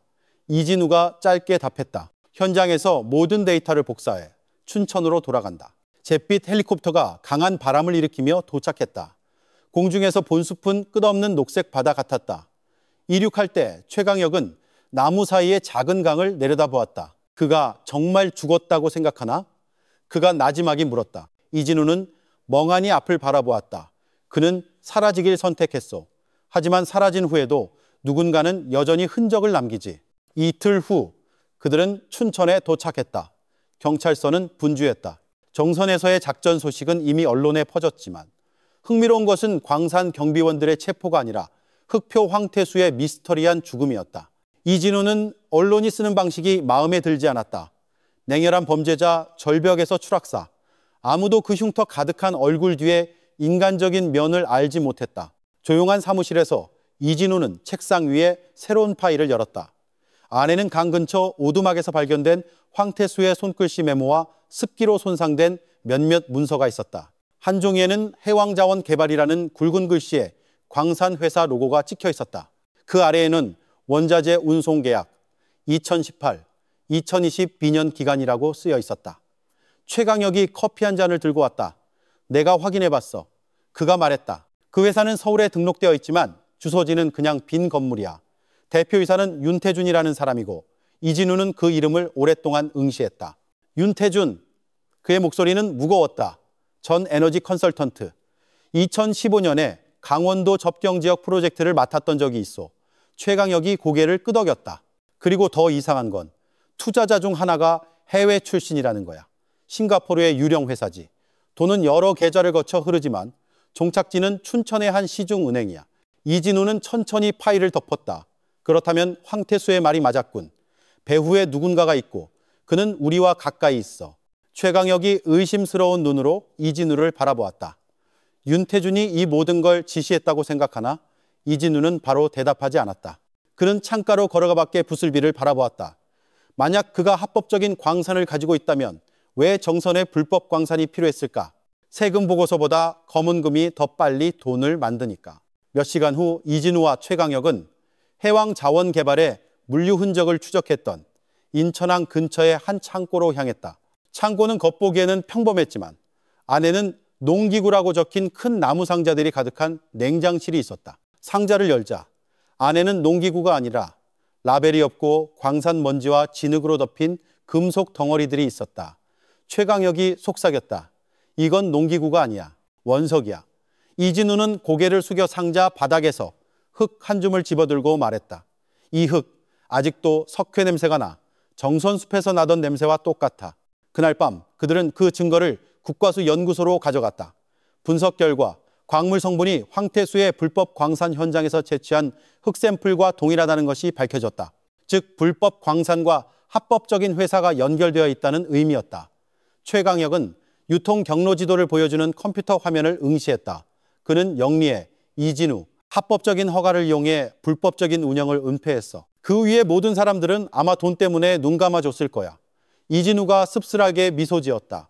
항상 그렇지. 가장 큰 범죄는 숲이 아니라 회의실 책상 뒤에서 일어나지. 다음 날 아침 그들은 강원경찰청장을 만나 초기 보고서를 제출했다. 방은 컸고 벽은 지도와 서류로 가득했다. 이진우가 윤태준의 이름을 언급하자 청장의 표정이 굳어졌다. 조심해, 이경감. 그가 담담하게 말했다. 그 같은 사람은 위에 친구가 많아. 이진우가 똑바로 응시했다. 바로 그렇기 때문에 우리가 침묵해서는 안 됩니다. 청장은 길게 한숨을 쉬었다. 내가 자네를 막을 수는 없지만 확실한 증거를 확보하게. 그렇지 않으면 이 모든 것이 자네에게 되돌아올 수 있어. 방을 나온 후 최강혁이 걱정스러운 눈으로 이진우를 바라보았다. 정말 계속할 건가? 이진우가 나지막이 대답했다. 정의는 절벽의 안개 속에서 멈출 수 없소. 권력 뒤에 숨어있는 자가 있는 한 우리는 아직 끝나지 않았어. 그날 저녁 그들은 해왕자원개발의 옛 사무실 건물에 잠입했다. 건물은 조용했고 늙은 경비원 한 명이 초소에서 잠들어 있었다. 2층에서 이진우는 먼지 쌓인 기록 보관실을 발견했다. 그는 작은 손전등으로 서류 더미를 비추다가 마침내 정선 특별 프로젝트 데이터 기밀이라고 쓰인 문서를 찾아냈다. 안에는 계약직 노동자 명단이 있었다. 대부분 황태수의 광산에서 실종되거나 살해된 사람들이었다. 오른쪽 하단에는 윤태준의 서명이 선명하고 단호하게 찍혀 있었다. 최강혁이 그것을 뚫어지게 바라보았다. 그가 직접 서명했군. 이진우가 고개를 끄덕였다. 그는 알고 있었어, 최경정. 어쩌면 그가 명령을 내렸을지도 모르지. 그러나 그 서명 아래에는 다른 필체의 작은 메모가 하나 있었다. HTS와 협의. 최강혁이 미간을 찌푸렸다. HTS, 황태수? 이진우는 그 문서를 꽉 쥐었다. 그는 종이에 잉크를 바라보았다. 색깔이 아직 선명했고 완전히 바래지 않았다. 이 잉크 쓴 지 얼마 안 됐어. 그가 나지막이 말했다. 아마 황태수가 사라지기 불과 몇 주 전일 거야. 최강혁이 천천히 고개를 숙였다. 그렇다면 황태수의 말이 맞았군. 그는 처음부터 괴물이 아니었어. 그는 단지 더 큰 누군가의 그림자였을 뿐이야. 이진우는 그 파일을 오랫동안 바라보다가 덮었다. 모든 그림자는 빛에서 비롯된다. 하지만 빛이 잘못된 방향에서 온다면 모든 것이 불타버릴 수 있다.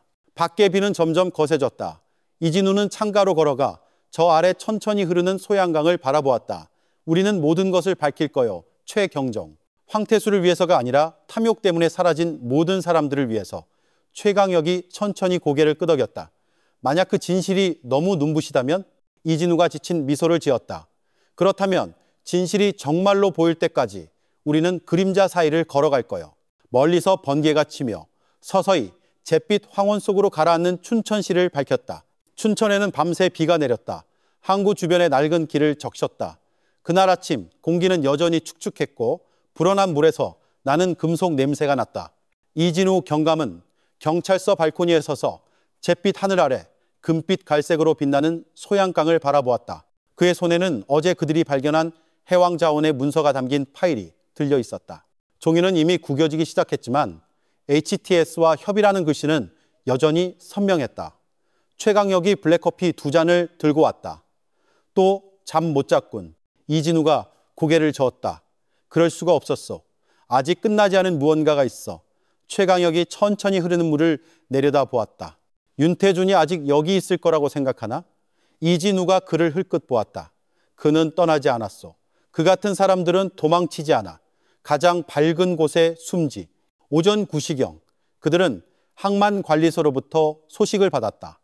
해왕자원개발 소속의 화물선 한 척이 싱가포르로 출항 준비 중이라는 것이었다. 배의 이름은 해왕 12호. 공식 서류에 따르면 그 배는 합법적인 광물 자원을 운송하고 있었지만 적하 목록 시스템이 세관 기록과 일치하지 않았다. 이진우가 최강혁을 바라보았다. 만약 정말로 불법금이 이 경로를 통해 밀수되고 있다면 답은 저 배 안에 있어. 출발하기 전 이진우는 청장에게 연락했다. 이번 작전을 위해 비밀 허가가 필요합니다. 그가 짧게 말했다. 수화기 너머로 무거운 목소리가 답했다. 위험은 알고 있겠지, 이 경감. 하지만 난 자네의 직감을 믿네. 조심하게. 시간을 낭비하지 않고 그들은 부두로 향했다. 아침 햇살 아래 소양강은 반짝였다.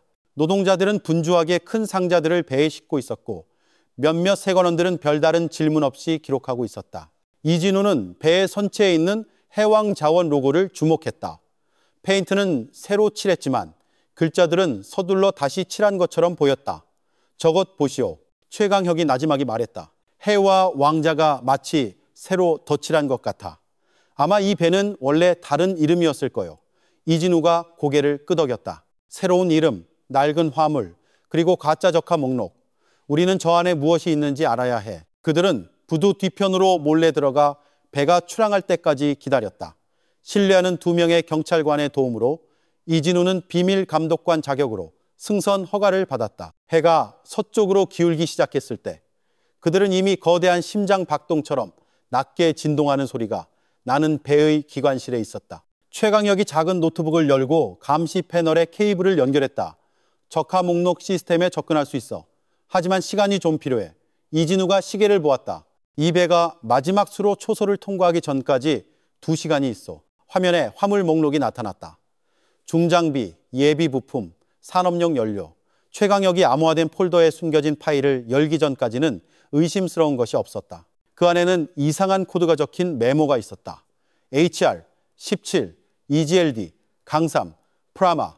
최강혁이 천천히 읽었다.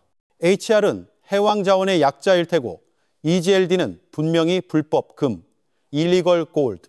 하지만 강삼은 무슨 뜻이지? 이진우가 잠시 생각했다. 아마 소양강의 좌표일 거야. 저장 장소가 하나 이상 있는 게지. 얼마 지나지 않아 그들은 같은 파일에서 디지털 지도를 발견했다. 파란 선이 물줄기를 따라가다가 오래된 어촌 마을 근처의 한 지점에서 멈췄다. 약 25km 상류 지점이었다. 이진우는 그 지도를 촬영하고 최강혁을 바라보았다. 이 배를 흔적 없이 떠나게 할 수는 없어. 수사대에 연락해 오늘 밤 그 좌표 지점에 잠수팀을 보내달라고 요청하게. 밤이 빠르게 내렸다. 소양강은 검은 유리판처럼 어두워졌다. 바람은 진흙과 비냄새를 실어왔다. 해왕 12호는 이미 마지막 초소를 통과했지만 이진우와 최강혁은 육지로 돌아와 수사팀과 합류했다. 강가에서는 작은 보트들의 불빛이 수면 위에서 흔들리고 있었다. 유속이 빠릅니다. 하지만 소나가 바닥에서 큰 금속 물체를 감지했습니다. 잠수부 중 한 명이 보고했다. 이진우가 고개를 끄덕였다. 수중 카메라를 내려보내시오. 모니터 화면에 흐릿한 영상이 나타났다. 갈색물, 나무십들, 그리고 천천히 무언가가 나타났다. 쇠사슬에 묶인 녹슨 커다란 금속 상자였다. 상자 측면의 글씨는 희미했다. HRM 2022. 최강혁이 숨을 죽이며 모니터를 바라보았다. 해왕자원의 화물이군. 그들은 증거를 강바닥에 가라앉혔어. 이진우는 오랫동안 침묵했다. 그들이 숨긴 건 금뿐만이 아니야. 이건 진실을 위한 무덤이야. 팀은 즉시 그 상자를 수면 위로 끌어올렸다. 쇠사슬이 풀렸을 때 안에는 금괴뿐만 아니라 방수 플라스틱에 쌓인 문서 더미도 있었다. 모두 이사의 서명과 국가 간 거래 기록이 찍혀 있었다. 이진우는 그중 한 파일을 들었다. 물이 여전히 가장자리에서 뚝뚝 떨어졌다. 오른쪽 하단에 Transfer Approved by Y, TJ라고 쓰여 있었다.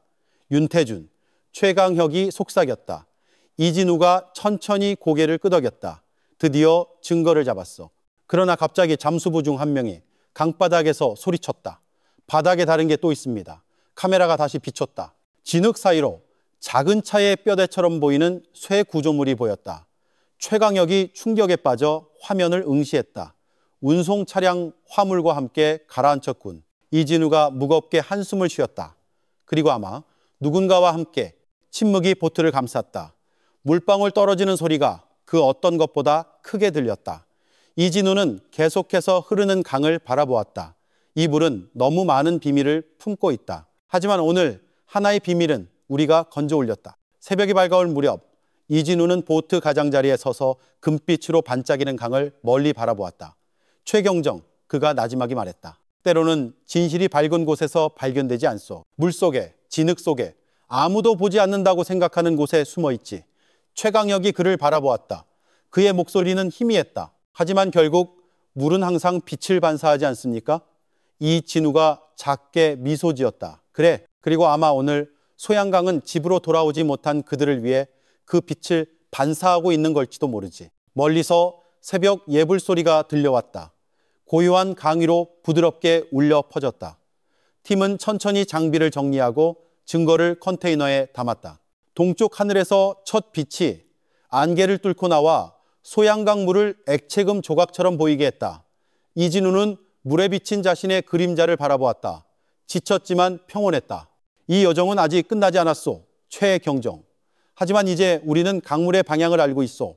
최강혁이 고개를 끄덕였다. 그리고 우리는 이 강의 모든 오물이 사라질 때까지 그 흐름을 계속 따라갈 겁니다. 이진우는 상류를 멀리 바라보았다.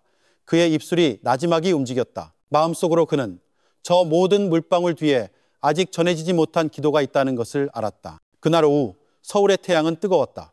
공기는 해왕자원개발본사가 위풍당당하게 서 있는 높은 빌딩의 유리벽에 반사되어 뜨거웠다. 그 건물은 도시의 심장부에서 솟아올라 그 아래자가 보이는 다른 건물들 사이에서 유독 눈에 띄었다. 강물과 많은 사람들의 땀 위에 세워진 권력의 상징이었다. 이진우 경감과 최강혁 경정은 소양강 바닥에서 수집한 조사 결과가 담긴 두꺼운 파일을 각각 들고 천천히 로비로 걸어 들어갔다.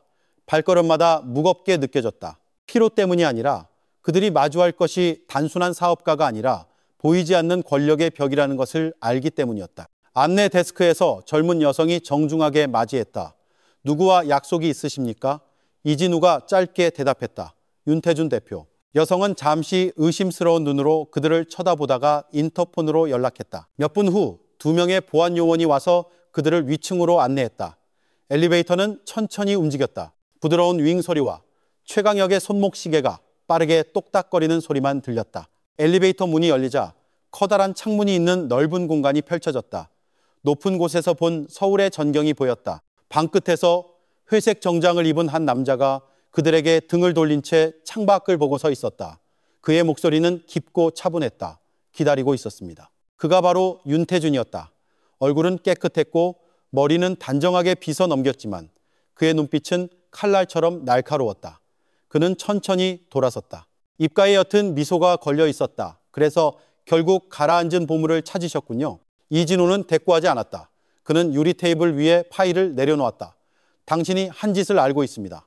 모든 증거는 경찰청 본청으로 보냈습니다. 윤태준은 다리를 꼰 채 편안하게 앉았다. 진실이라는 게 나 같은 사람을 무너뜨리기에 충분하다고 생각하십니까? 최강혁은 반응하지 않으려 애썼다. 이진우는 그저 그를 오랫동안 응시했다.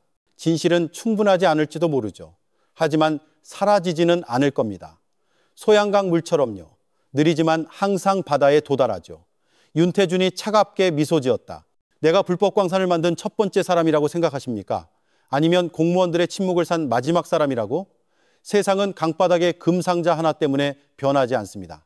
이진우가 나지막이 대답했다. 아니요. 하지만 세상은 누군가 침묵을 깨고 용기를 낼 때 변하기 시작합니다. 방은 고요했다. 최강혁은 윤태준의 얼굴을 보았다. 죄책감은 없었다. 오직 모든 것을 살 수 있다는 차가운 확신뿐이었다. 침묵이 몇 초간 흐른 뒤 이진우가 일어섰다. 충분히 얻었습니다. 공식 소환장을 받게 될 겁니다. 윤태준도 일어나 다가왔다. 그렇다면 다음 주에도 당신이 그 직업을 계속 가지고 있기를 바랍니다. 이 경감님. 그 말은 가벼웠지만 위협처럼 날카로웠다. 이진우는 그저 한숨을 쉬고 밖으로 걸어 나갔다. 최강혁이 뒤따랐지만 문을 닫기 전 그는 윤태준이 창밖을 바라보는 것을 보았다. 마치 건물 벽에 반사되는 햇빛을 즐기는 듯했다. 그 뒤에 긴 그림자를 가리는 빛을. 그날 저녁 경찰서에서 이진우의 방은 서류로 가득했다. 벽에는 광산과 항구 경로를 표시하는 붉은 선들이 그어진 커다란 강원도 지도가 걸려 있었다. 최강혁은 책상 앞에 앉아 휴대폰 화면의 뉴스를 열었다. 광산기업가 윤태준, 혐의 부인하며 음해주장. 그가 나지막이 신음했다. 보시오. 언론은 이미 그의 편이야. 이진우는 평정을 유지했다. 그건 우리가 제대로 된 신경을 건드렸다는 뜻이오. 몇 시간 후 청장이 그들을 자신의 방으로 불렀다. 그곳의 분위기는 달랐다. 공기는 긴장감이 감돌았고 책상에는 경찰이 아닌 검은 정장을 입은 두 남자가 있었다. 한 명이 짧게 자신을 소개했다. 청와대에서 나왔습니다. 이 사건은 너무 민감합니다. 저희가 인수하겠습니다. 최강혁이 벌떡 일어섰다. 너무 민감하다고요? 50명이 탐욕 때문에 죽었는데 민감하다고 하십니까? 이진우가 그의 어깨를 가볍게 두드려 감정을 억눌렀다. 그렇다면 저희는 추후 조사 결과를 알고 싶습니다. 정장 입은 남자는 그저였게 미소 지었다. 수고하셨습니다. 이제 저희가 처리하겠습니다. 그들이 떠난 후 방은 텅 빈 느낌이었다. 최강혁은 분노로 얼굴이 붉어진 채 이진우를 바라보았다. 그렇게 그냥 끝나는 겁니까? 우리가 찾아낸 모든 것이 다시 묻히는 겁니까? 이진우는 책상 위에 서류 더미를 바라보았다. 아니, 최경정. 증거는 숨길 수 있을지 몰라도 진실은 영원히 침묵시킬 수 없소. 그는 서랍을 열어 이미 확보해둔 문서, 사본을 꺼냈다. 독립언론사에 사본을 보냈소. 시간이 걸릴지도 모르지만 언젠가 모든 것이 수면 위로 떠오를 거요.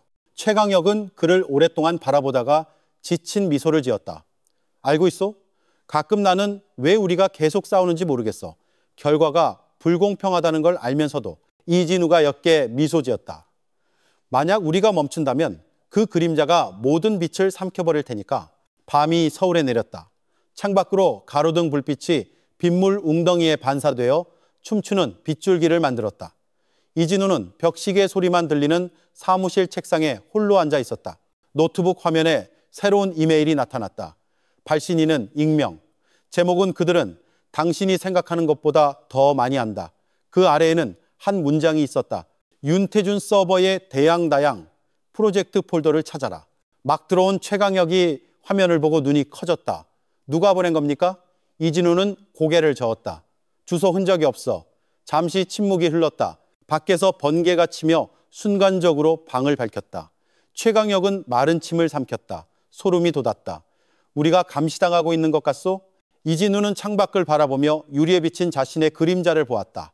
그럴지도. 하지만 그들이 우리를 보고 있다면 그들 역시 우리가 찾아낸 것을 두려워하고 있다는 뜻이오. 그들은 해왕자원 서버의 암호화된 파일을 열었다.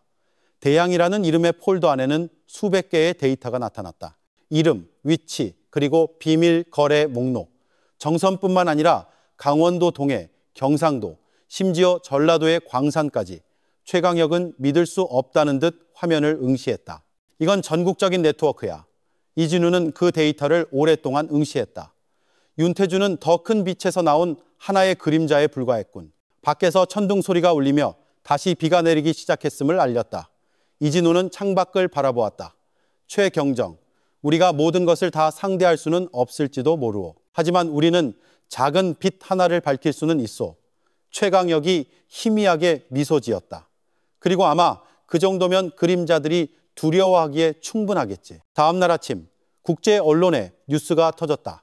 비밀 문서 유출, 다국적 기업 연루된 불법 광산 네트워크.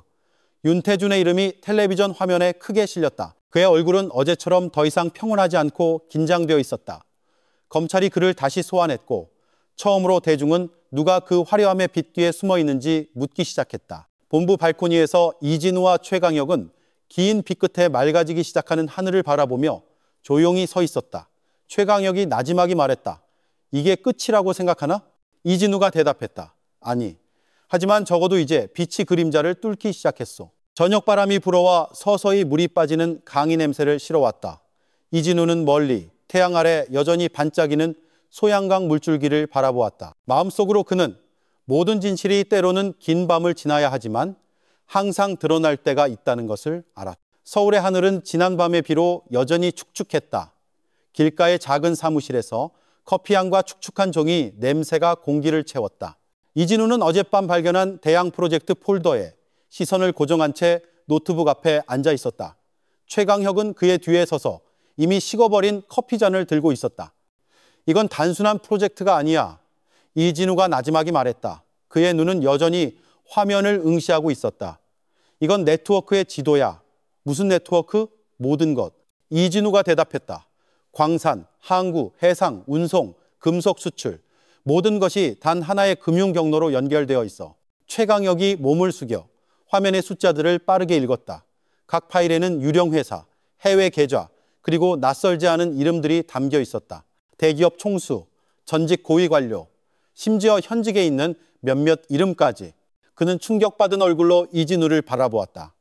이게 사실이라면 윤태주는 그저 작은 졸에 불과했군. 이진우가 천천히 고개를 끄덕였다. 대양 프로젝트는 아마 금에 관한 것이 아닐지도 몰라. 어쩌면 전국 불법 광산의 수익금을 세탁하는 것에 관한 것일 수도. 그들은 서로를 바라보며 자신들이 발을 들인 바다가 얼마나 깊은지 깨달았다. 오전 10시 이진우는 모르는 번호로 전화를 받았다. 수화기 넘어 목소리는 갈라져 있었다. 이 경감님, 대양에 대해 이야기하고 싶습니다. 하지만 전화로는 안 됩니다. 누구시죠? 윤태준의 오랜 친구입니다. 만약 누가 정말로 모든 것을 통제하는지 알고 싶다면 오늘 밤 강화도 옛 폭으로 혼자 오십시오. 전화가 끊겼다.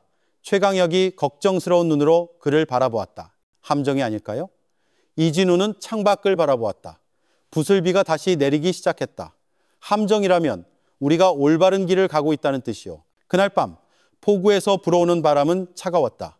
낡은 부두의 불빛이 희미하게 깜박였다. 이진우는 혼자 도착했다. 그의 발걸음이 젖은 나무판 위에서 울려 퍼졌다. 컨테이너 그림자 뒤에서 낡은 정장과 검은 모자를 쓴 노인이 나타났다. 그의 얼굴은 주름으로 가득했지만 눈빛은 날카로웠다. 강 기사라고 합니다. 그가 나지막이 말했다. 예전에 해왕자원의 물류 책임자였죠. 이진우가 경계하며 그를 바라보았다. 왜 저에게 연락하셨습니까? 남자는 주위를 둘러보고는 문서와 작은 USB가 든 두꺼운 봉투를 건넸다. 윤태준이 주모자가 아니라는 걸 압니다. 모든 돈과 금은 그의 손에서 멈추지 않았어요.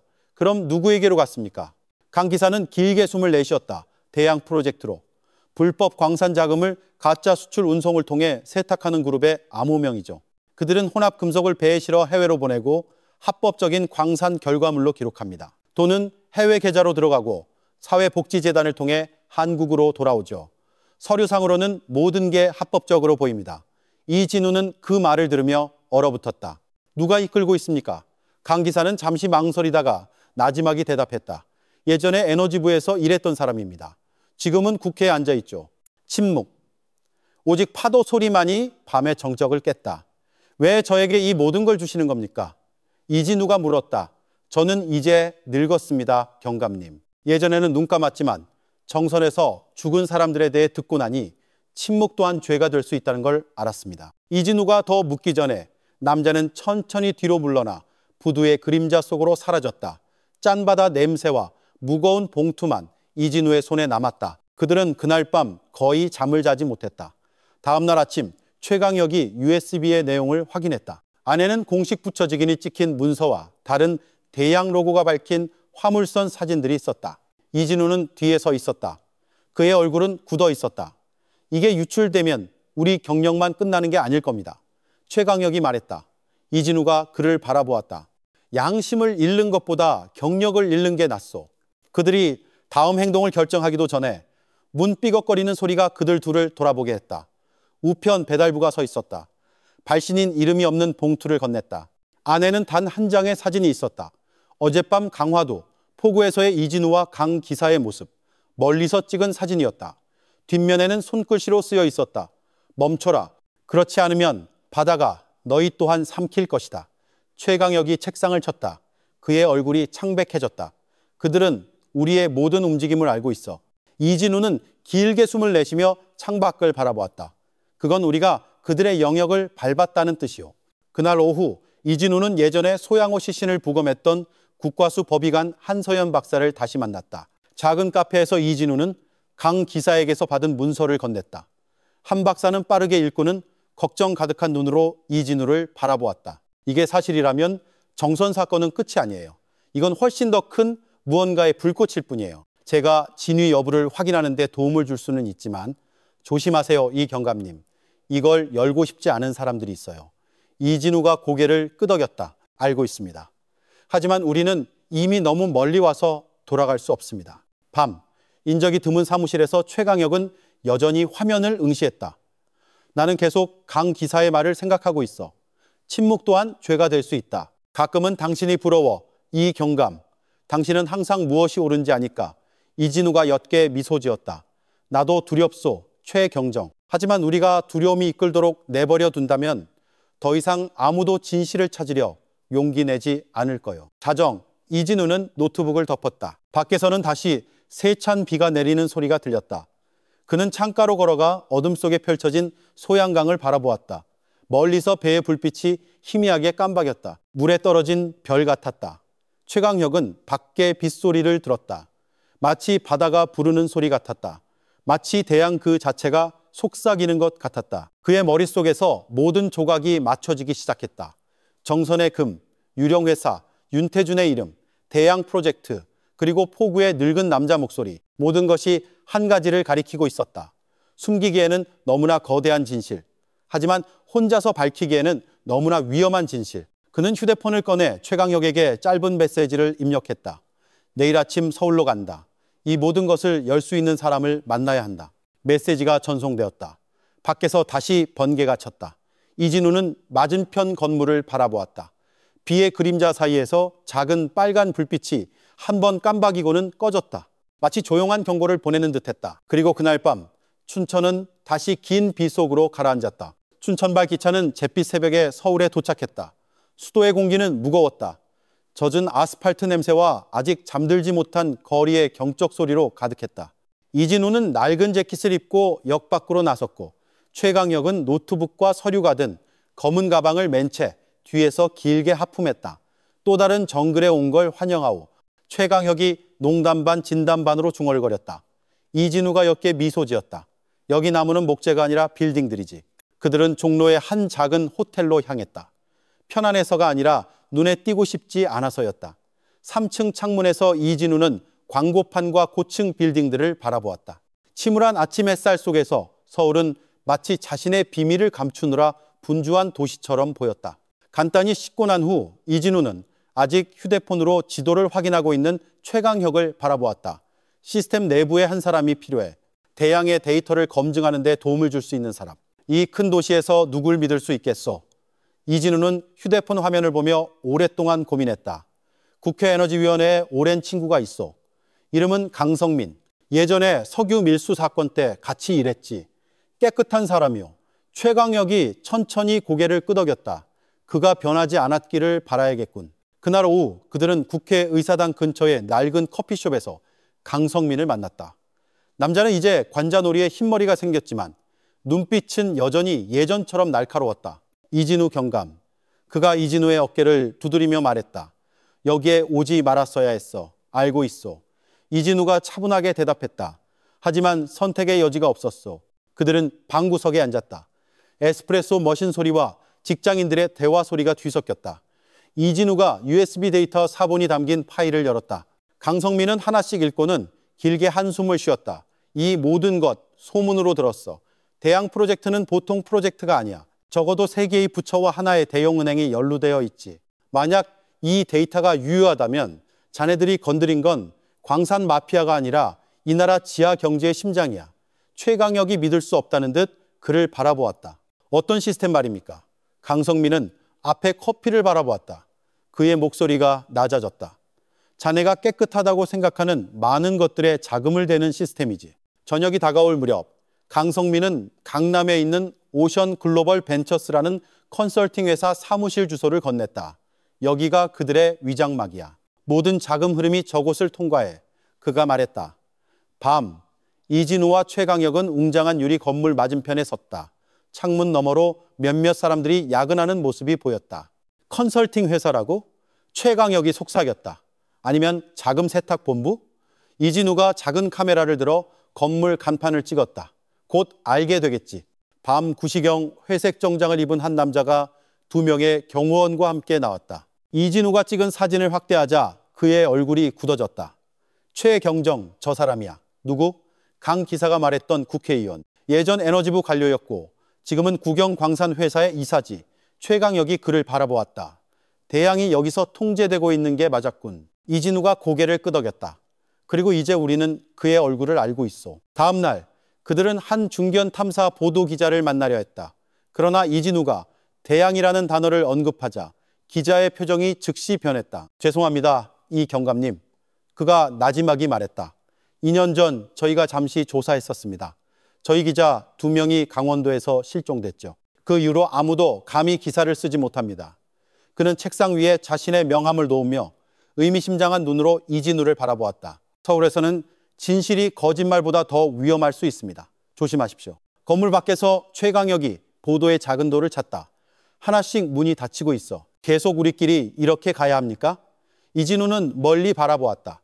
그의 목소리는 차분했지만 차가웠다. 안에서 누군가 감히 문을 열 때까지. 그날 밤 호텔방에서 이진우는 노트북에 디지털 폴더를 뒤졌다. 한 파일에서 그는 오션 글로벌 벤처스의 내부 이체 수령인 명단에서 강성민의 이름을 발견했다. 최강혁은 기절할 듯 놀랐다. 강성민 확실합니까? 아이디 번호도 같고 서명도 같아. 이진우가 담담하게 대답했다. 침묵이 방을 채웠다. 밖에 빗소리가 도시의 무거운 숨소리처럼 들렸다.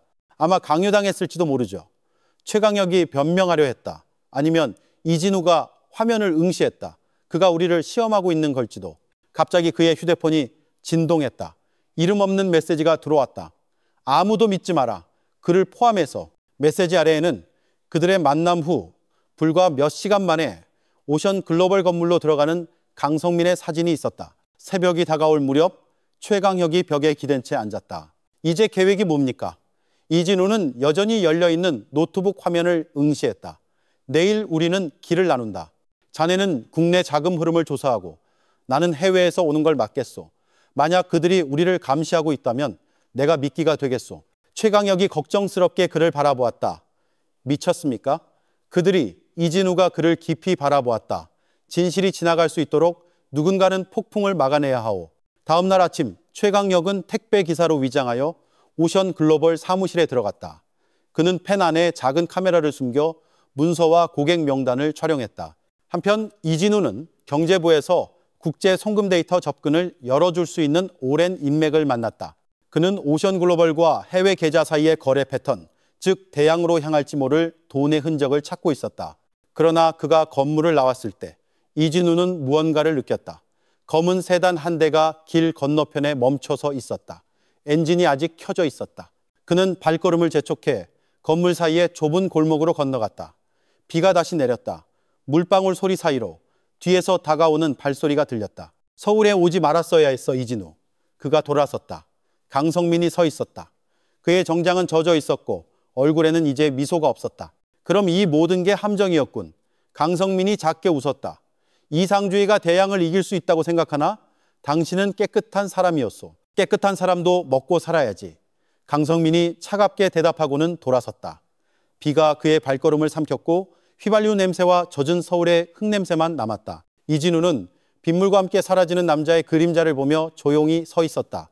그는 무언가가 부서졌음을 알았다. 신뢰뿐만 아니라 옳고 그름 사이의 경계도. 밤, 최강혁이 창백한 얼굴로 돌아왔다. 경감님, 제가 찍은 파일에 내부 회의 영상이 있습니다. 강성민이 국회의원 그리고 다른 대양 이사들과 함께 앉아 있어요. 그들은 2단계에 대해 이야기하고 있습니다. 싱가포르를 통해 자금 세탁 경로를 확장하는 것에 대해서요. 이진우는 무표정한 얼굴로 화면을 응시했다. 그렇다면 이제 우리는 모든 것 뒤에 누가 있는지 알게 됐군. 하지만 진실에 가까워질수록 숨쉴 공간은 점점 더 좁아지고 있어. 창밖으로 경적 소리와 사이렌 소리가 세찬비와 뒤섞였다. 최강혁이 아래를 내려다보았다. 저 검은 세단, 아직 저기 기다리고 있습니다. 이진우는 노트북을 덮었다. 그의 눈은 차가웠다. 오늘 밤부터 우리는 더 이상 수사관이 아니다. 우리는 사냥감이다. 비는 도시의 소리를 삼킬 듯이 더욱 거세게 내렸다. 오직 멀리서 검은 세단의 불빛만이 계속 켜져 있었다. 서울의 비는 지난밤부터 그치지 않았다. 하늘은 아직도 무언가 떨어뜨리고 싶지 않은 것을 참는 듯 잿빛으로 매달려 있었다. 작은 호텔방에서 이진우는 눈도 깜빡이지 않고 노트북 화면을 응시하며 앉아 있었다. 책상 반대편에서 최강혁은 서류 더미에 머리를 기댄 채 잠들어 있었다. 그의 숨소리는 무거웠고 어깨가 천천히 오르내렸다. 노트북 화면에는 대양 프로젝트 2단계라는 파일이 열려 있었다. 그 안에는 긴 회사 이름과 해외 계좌 목록이 있었다. 각 줄은 이 나라 경제의 부드러운 얼굴 뒤에서 거대한 무언가가 작동하고 있다는 증거였다. 이진우는 오션 글로벌 벤처스라는 이름을 보고는 깊은 숨을 내쉬었다. 그들이 이걸 대양이라고 부른 건 그 끝없는 넓이 때문이겠지. 그가 나지막이 중얼거렸다. 그는 그 데이터를 작은 USB에 복사한 뒤 항상 목에 걸고 다니는 금속 목걸이 안에 넣었다. 최강혁조차 모르는 곳이었다. 그가 일어섰을 때 갑자기 최강혁의 휴대폰이 진동했다. 또다시 익명의 메시지가 들어왔다. 흐름을 거스를 수 있다고 생각하나? 바다는 항상 거스르는 자를 삼킨다. 최강혁이 잠에서 깼다. 그의 눈이 즉시 이진우를 향했다. 그들이 우리가 아직 여기 있다는 걸 알고 있어. 이진우는 노트북을 덮고 재킷을 집어들었다. 지금 당장 나가야 해. 정문으로는 안 돼. 그들은 비상계단을 통해 내려가 호텔 뒤의 좁은 복도를 지났다. 골목 끝에는 낡은 오토바이 한 대가 파란 방수포 아래 주차되어 있었다. 이진우가 덮개를 벗기고 재빨리 시동을 걸었다. 타, 그가 짧게 말했다. 어디로 갑니까? 최강혁이 물었다. 그들의 신호가 약한 곳으로. 이진우가 대답하고는 스로틀을 당겼다. 오토바이는 종로의 좁은 길을 지나 두 바퀴만 겨우 지나갈 수 있는 작은 골목들을 누비며 달렸다. 최강혁이 뒤를 돌아보았다. 검은 세단이 이제 멀리서 다시 나타났다. 경감님, 따라붙었습니다. 이진우는 백미러를 보았다. 당황하지 마. 용산에서 꺾어서 신림 쪽으로 내려간다.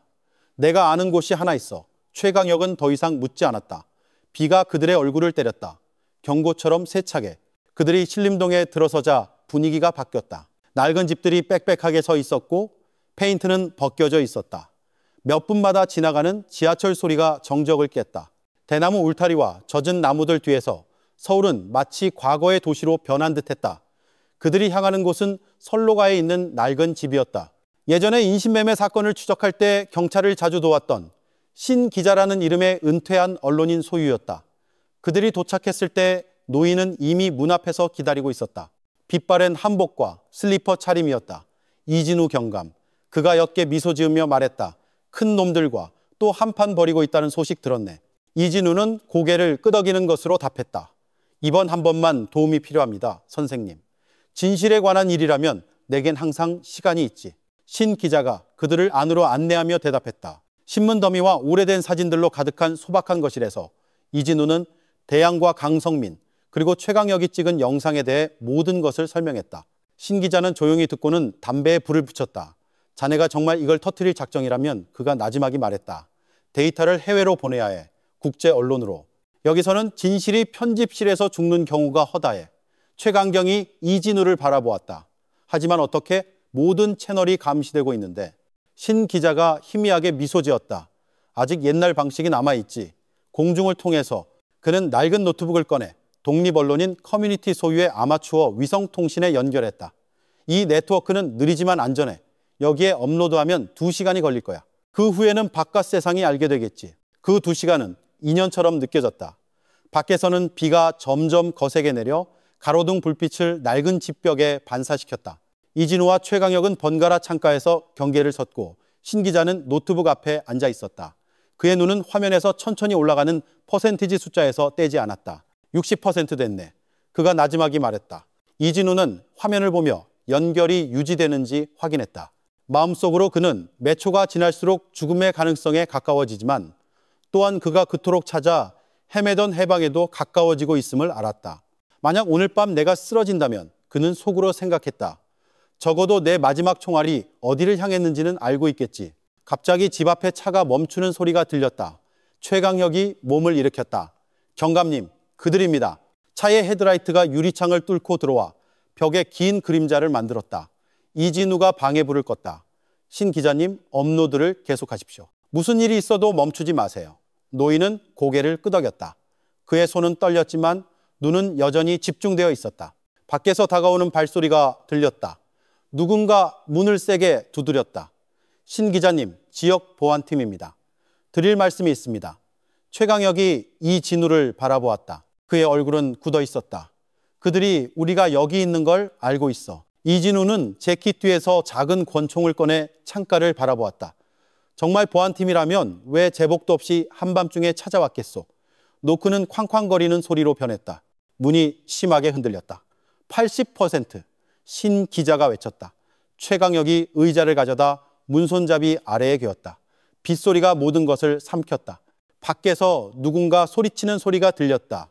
데이터 내놔, 이진우. 사본이 있는 거 알아. 이진우가 최강혁에게 속삭였다. 끝나자마자 자네는 신 기자님을 데리고 뒤로 나가. 내가 그들을 말겠소. 불가능합니다, 경감님. 혼자서는 들어, 최경정. 우리 중 하나가 남아야 한다면 내가 남겠소. 진실은 그것을 지킬 누군가가 필요해. 문이 마침내 부서졌다. 검은 옷을 입은 세 남자가 들이닥쳤다. 이진우는 그들을 잠시 물러나게 할 만큼의 경고 사격을 천장으로 발사했다. 지금가 최경정. 최강혁은 신 기자를 끌고 뒤 주방을 통해 비에 젖은 작은 정원을 지나 빠져나갔다. 집 안에서는 나무 부서지는 소리와 유리 깨지는 소리가 들렸다. 90%. 신 기자가 빗소리 속에서 외쳤다. 조금만 더. 최강혁이 창문 너머로 돌아보았다. 그는 이진우가 두 남자와 싸우며 그들이 노트북에 손대지 못하게 막으려는 것을 보았다. 완료. 신 기자가 외쳤다. 데이터가 전송됐어. 최강혁은 이제 검은 그림자들에게 포위된 집을 바라보았다. 경감님. 그러나 총성이 모든 대답을 삼켰다. 몇 분 후 멀리서 경찰 사이렌 소리가 들려왔다. 최강혁과 신 기자는 골목 끝 대나무 울타리 뒤에 숨었다. 낡은 집은 이제 어두웠다. 오직 창문에서 작은 불꽃만이 빛 속에서 깜박였다. 그가 해냈어. 신 기자가 나지막이 말했다. 나는 그 데이터가 도착했다고 확신해. 최강혁은 집 쪽을 바라보았다. 그의 목소리는 쉬어 있었다. 하지만 그는 신 기자는 그를 오랫동안 바라보다가 어깨를 두드렸다. 몇몇 진실은 비싼 대가를 치러야 하는 법이라네, 젊은이. 하지만 계속 이어가는 사람이 있는 한 그것은 죽지 않아. 최강혁은 고개를 숙였다. 빗물이 그의 얼굴에 흐르는 눈물과 섞였다. 멀리서 그는 검은 세단의 빨간 불빛이 서서히 큰 길로 후퇴하는 것을 볼 수 있었다. 마치 희생자를 삼킨 후 바다로 돌아가는 그림자처럼. 그날 밤 서울은 다시 빗소리와 사이렌 소리 속으로 가라앉았다. 그리고 해외 어딘가에서 대양 프로젝트 2단계라는 제목의 파일이 국제 언론사 편집국에 의해 다운로드되기 시작했다. 그 안에는 거물들의 이름과 불법 자금의 흔적이 이제 세상에 공개되었다. 한편 선로가 좁은 골목에서 최강혁은 이제 동쪽 끝에서 하얗게 변하기 시작하는 하늘을 바라보았다. 약속하겠습니다, 경감님. 그가 속삭였다. 당신의 이야기는 여기서 멈추지 않을 겁니다. 그 비 내리던 밤으로부터 사흘 후 서울은 다시 옅은 푸른색으로 변했다. 하늘은 마치 비밀을 품은 적 없다는 듯 맑았지만 유리 빌딩들 사이에는 가시지 않는 안개처럼 침묵이 감돌았다. 최강혁은 종가격 근처 작은 카페에 홀로 앉아 있었다. 앞에 커피는 손대지 않은 채였다. 그의 눈은 퀭했고 얼굴은 나이보다 더 늙어 보였다. 그날 밤 이후로 잠을 자지 못했다. 눈을 감을 때마다 그 총성이 여전히 들렸다. 같은 테이블 위 신 기자의 낡은 노트북이 열려 있었다. 화면에는 국제 뉴스 페이지가 굵은 글씨로 실려 있었다. 대양 스캔들, 다국적 부패 네트워크 폭로되다. 그 아래에는 업로드된 영상의 일부가 재생되며 오션 글로벌 벤처스의 비밀 회의 장면을 보여주었다.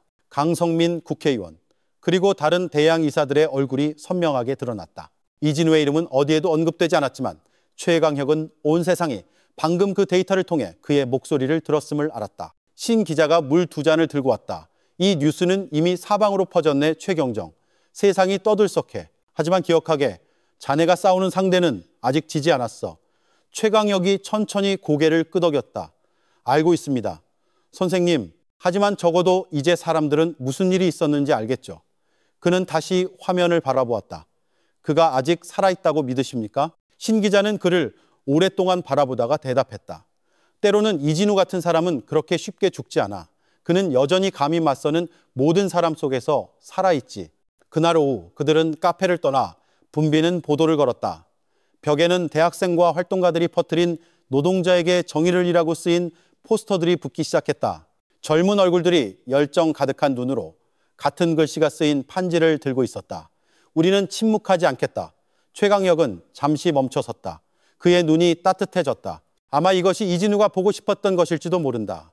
두려움의 잿더미에서 피어나는 작은 불꽃. 그러나 삶은 추억에 오래 머물 공간을 주지 않았다. 이틀 후 누군가 그가 머무는 허름한 호텔방 문 아래로 갈색 봉투를 남겼다.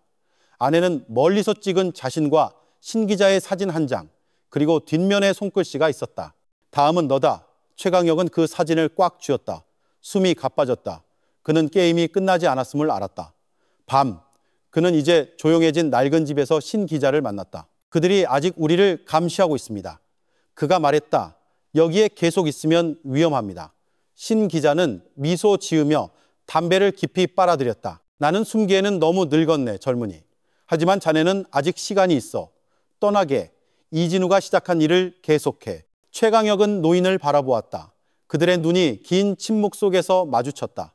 제가 떠나면 그들이 선생님께 갈 겁니다. 그게 치러야 할 대가라면 기꺼이 치르겠네. 나는 거짓이 이기는 걸 너무 오래 보고 살았어. 이제 진실이 기회를 가질 차례야. 최강혁은 가슴의 아픔을 참으며 고개를 숙였다. 밖에서는 다시 부슬비가 내리기 시작했다. 창문을 적셨고 지나가는 밤기차 소리는 멀리서 들리는 노래 같았다. 그는 이것이 말로 할 필요 없는 이별임을 알았다. 서울은 그에게 비의 그림자를 남겼고 반면 전주는 부드러운 햇살과 추억 가득한 길로 그를 맞이했다. 전주의 공기는 더 느렸다. 멀리서 들려오는 판소리 가락이 길모퉁이 작은 찻집의 커피향과 섞였다. 최강혁은 깊은 숨을 내쉬며 가슴에 여전히 달라붙어 있는 긴장을 풀려 했었다. 그는 한옥마을 근처 작은 월세방에 자리 잡았다. 새로운 이름으로 위장하고 가장 소중한 물건 하나, 이진우의 낡은 노트북을 가지고 왔다. 그가 켤 때마다 삐걱거리는 펜 소리는 마치 과거의 오래된 순결 같았다. 그는 여전히 그 노트북으로 글을 썼다. 마치 모든 글자 하나하나가 그의 스승의 목소리를 되돌려주는 것 같았다. 가짜 신분으로 최강혁은 예전에 신 기자와 협력했던 독립언론인 커뮤니티에 합류했다. 그들은 대양 프로젝트 뒤의 희생자들에 대한 이야기를 쓰고 녹음하고 업로드했다. 실종된 광산 노동자들, 기약 없이 기다리는 가족들, 더 이상 아버지가 없는 아이들, 모든 이야기는 이진우가 남긴 진실의 작은 조각이 되었다. 시간이 흘러 6개월 후 싱가포르 법원은 대양 프로젝트에 연루된 모든 회사의 자산을 동결하기로 결정했다. 한국의 몇몇 고위 공직자들이 조사를 위해 소환되었다. 강성민은 사라졌고 오션글로벌은 폐쇄되었으며 다른 대양의 이름들은 증권거래소 게시판에서 증발했다. 하지만 그 작은 승리 뒤에서 최강혁은 공허함을 느꼈다. 그는 이진우의 시신을 결코 찾지 못했다. 소식도 무덤도 없었다. 오직 그의 생각에 계속 달라붙는 침묵뿐이었다.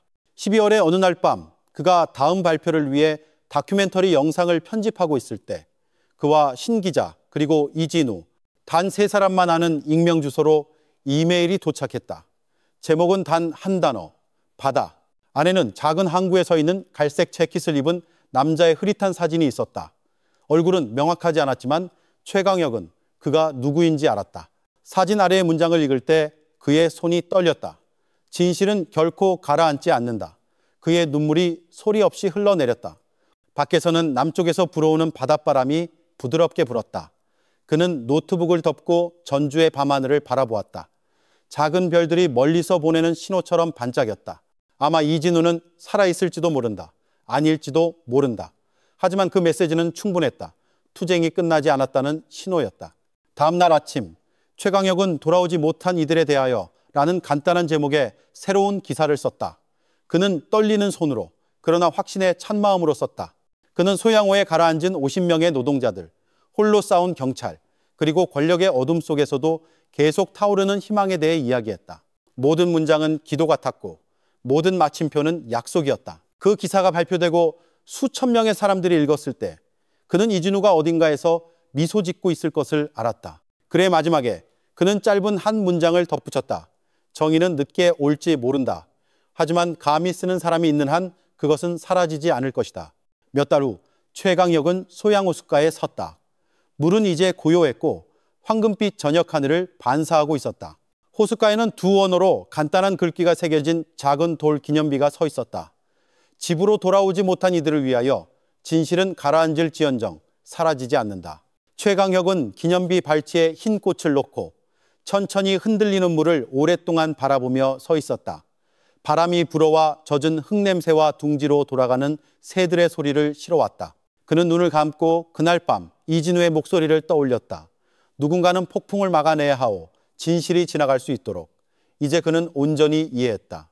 모든 폭풍에는 끝이 있지만 진정한 진실은 항상 집으로 돌아올 길을 찾는다. 호수를 떠나기 전 최강혁은 손에 든 작은 카메라를 켜고 주위를 녹화했다. 그의 목소리는 나지막했지만 분명했다.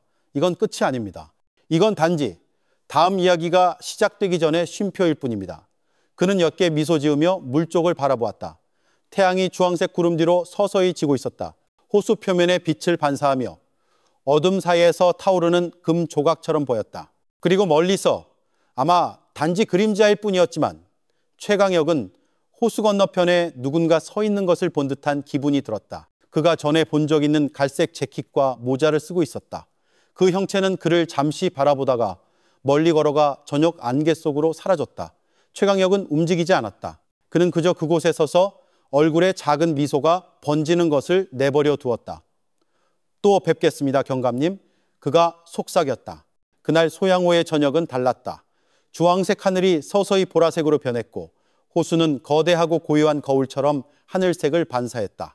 최강혁은 예전에 많은 비밀의 조용한 증인이었던 큰 바위 가장자리에 서 있었다. 그는 수평선을 멀리 바라보았다. 그곳에서 오늘의 마지막 빛이 수면에 닿기 시작했다. 저녁바람이 부드럽게 불어와 멀리 작은 마을에서 들려오는 희미한 국악 소리를 실어왔다. 그날 밤으로부터 1년이 지났다. 모든 것이 변했던 밤.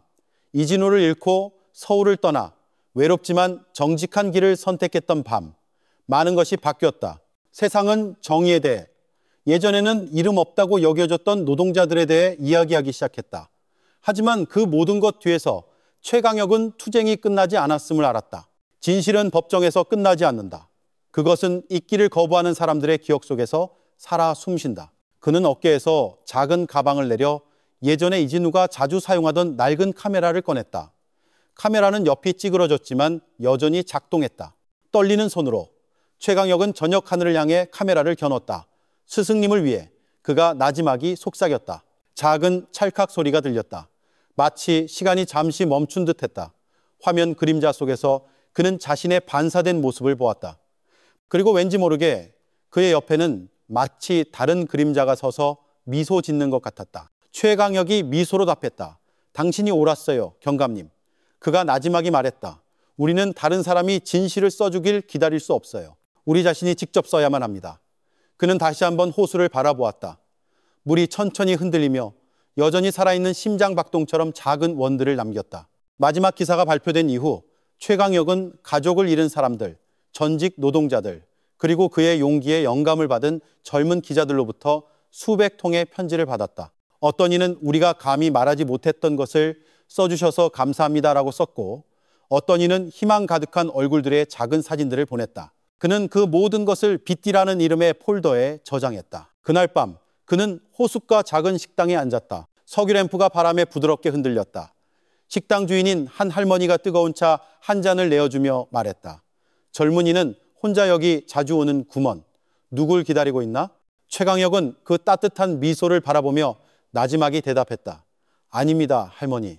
저는 단지 모든 것이 고요해질 때까지 시간을 기다리고 있을 뿐입니다. 할머니는 마치 설명할 필요 없는 무언가를 이해한 듯 고개를 끄덕였다. 할머니가 떠난 후 최강혁은 낡은 노트북을 열었다. 이제는 극힌 자국으로 가득하지만 여전히 켜지는 이진우의 노트북. 그는 빈 화면을 바라보며 천천히 타자를 치기 시작했다. 어떤 사람들은 진실을 찾기 위해 살고 어떤 사람들은 그 진실이 살아남도록 하기 위해 죽는다. 나는 단지 그들의 작은 일부가 되고 싶을 뿐이다. 그의 손가락이 잠시 멈췄다가 한 문장을 덧붙였다. 모든 끝에는 항상 누군가가 빛을 밝히기 때문이다. 귀뚜라미 소리가 들리기 시작하며 밤이 왔음을 알렸다. 최강혁은 노트북을 덮고 일어섰다. 그는 호숫가로 걸어가 이제 수천 개의 별로 장식된 밤하늘의 반사를 바라보았다. 그 반짝임 속에서 다른 별들보다 더 밝아 보이는 한 별이 있었다. 마치 그를 되돌아보는 듯했다. 그는 미소 지었다. 그리고 오랜만에 처음으로 그의 가슴이 가볍게 느껴졌다. 보셨죠, 경감님? 그가 부드럽게 말했다. 그들이 마침내 알게 됐어요. 그는 물가에서 기다리는 작은 배를 향해 천천히 걸어갔다. 그의 발걸음마다 젖은 땅에 흔적을 남겼지만 작은 파도에 금세 쓸려갔다. 배는 그가 올라타자 천천히 흔들렸다. 멀리서 마을 불빛이 수면에 노란빛을 반사했다. 최강혁은 그쪽을 바라보다가 호수의 한숨처럼 부드러운 소리와 함께 배의 시동을 걸었다. 소양호는 밤속으로 가라앉았다.